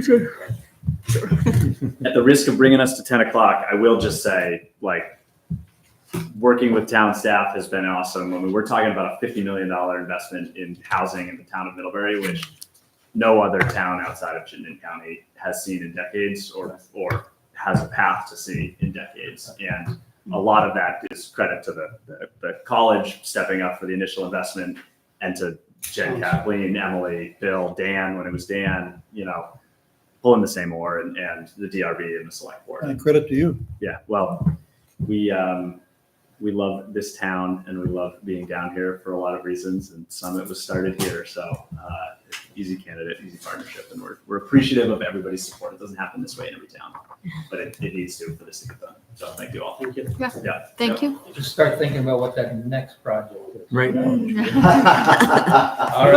have ideas, but yeah. No, we'll get this one done and delivered first. Yeah. Thank you all. Awesome. Thank you for being here. My pleasure. Who's got check warrants? I do. I went through all of those checks, and I didn't see anything inappropriate. So I would move to approve total expenditures in the amount of $778,258.27, consisting of $657,759.20 for accounts payable and $120,499.07 for payroll. for the period June 12th, 2024 through June 25, Second. 2024. We have a second. Yep, Farah does. All in favor? Aye. Aye. Opposed? Adjourned. Nothing. Too late. Fred? I never would have believed a brake job on a grader would cost $35,000. That's nothing. I, Very expensive piece of equipment. anyway, it's, compliments again to the staff for the work on this. Complicated. There's a lot of work yet to be done. Dan? Nothing. I'm good. 12 years ago, you could do aerial fiber for $10,000 a month. Yeah. Carton bag. Anyway, All right, do we have an executive session? You do have a follow-up from your last meeting, in executive session, on probable litigation. yeah, we should do that. I'll further move, do we have to do both motions for contract or just probable? Just probable. Okay. I'll move to find that premature general knowledge, public knowledge regarding probable litigation to which the town would be a party would clearly place the town at a substantial disadvantage because the discussion would divulge the town's strategy in such probable litigation and will include confidential attorney-client communications made for the purpose of providing professional legal services to the town. All in favor? Aye. I move to enter into executive session with the inclusion of the town manager and assistant town manager to discuss the negotiation of probable litigation as allowed under Title I, Section 313A1, A1A, Title I, Section 313A1E, and Title I, Section 313A1F. Second. All in favor? Aye. Man, that just gets 10 o'clock. wordy and wordier.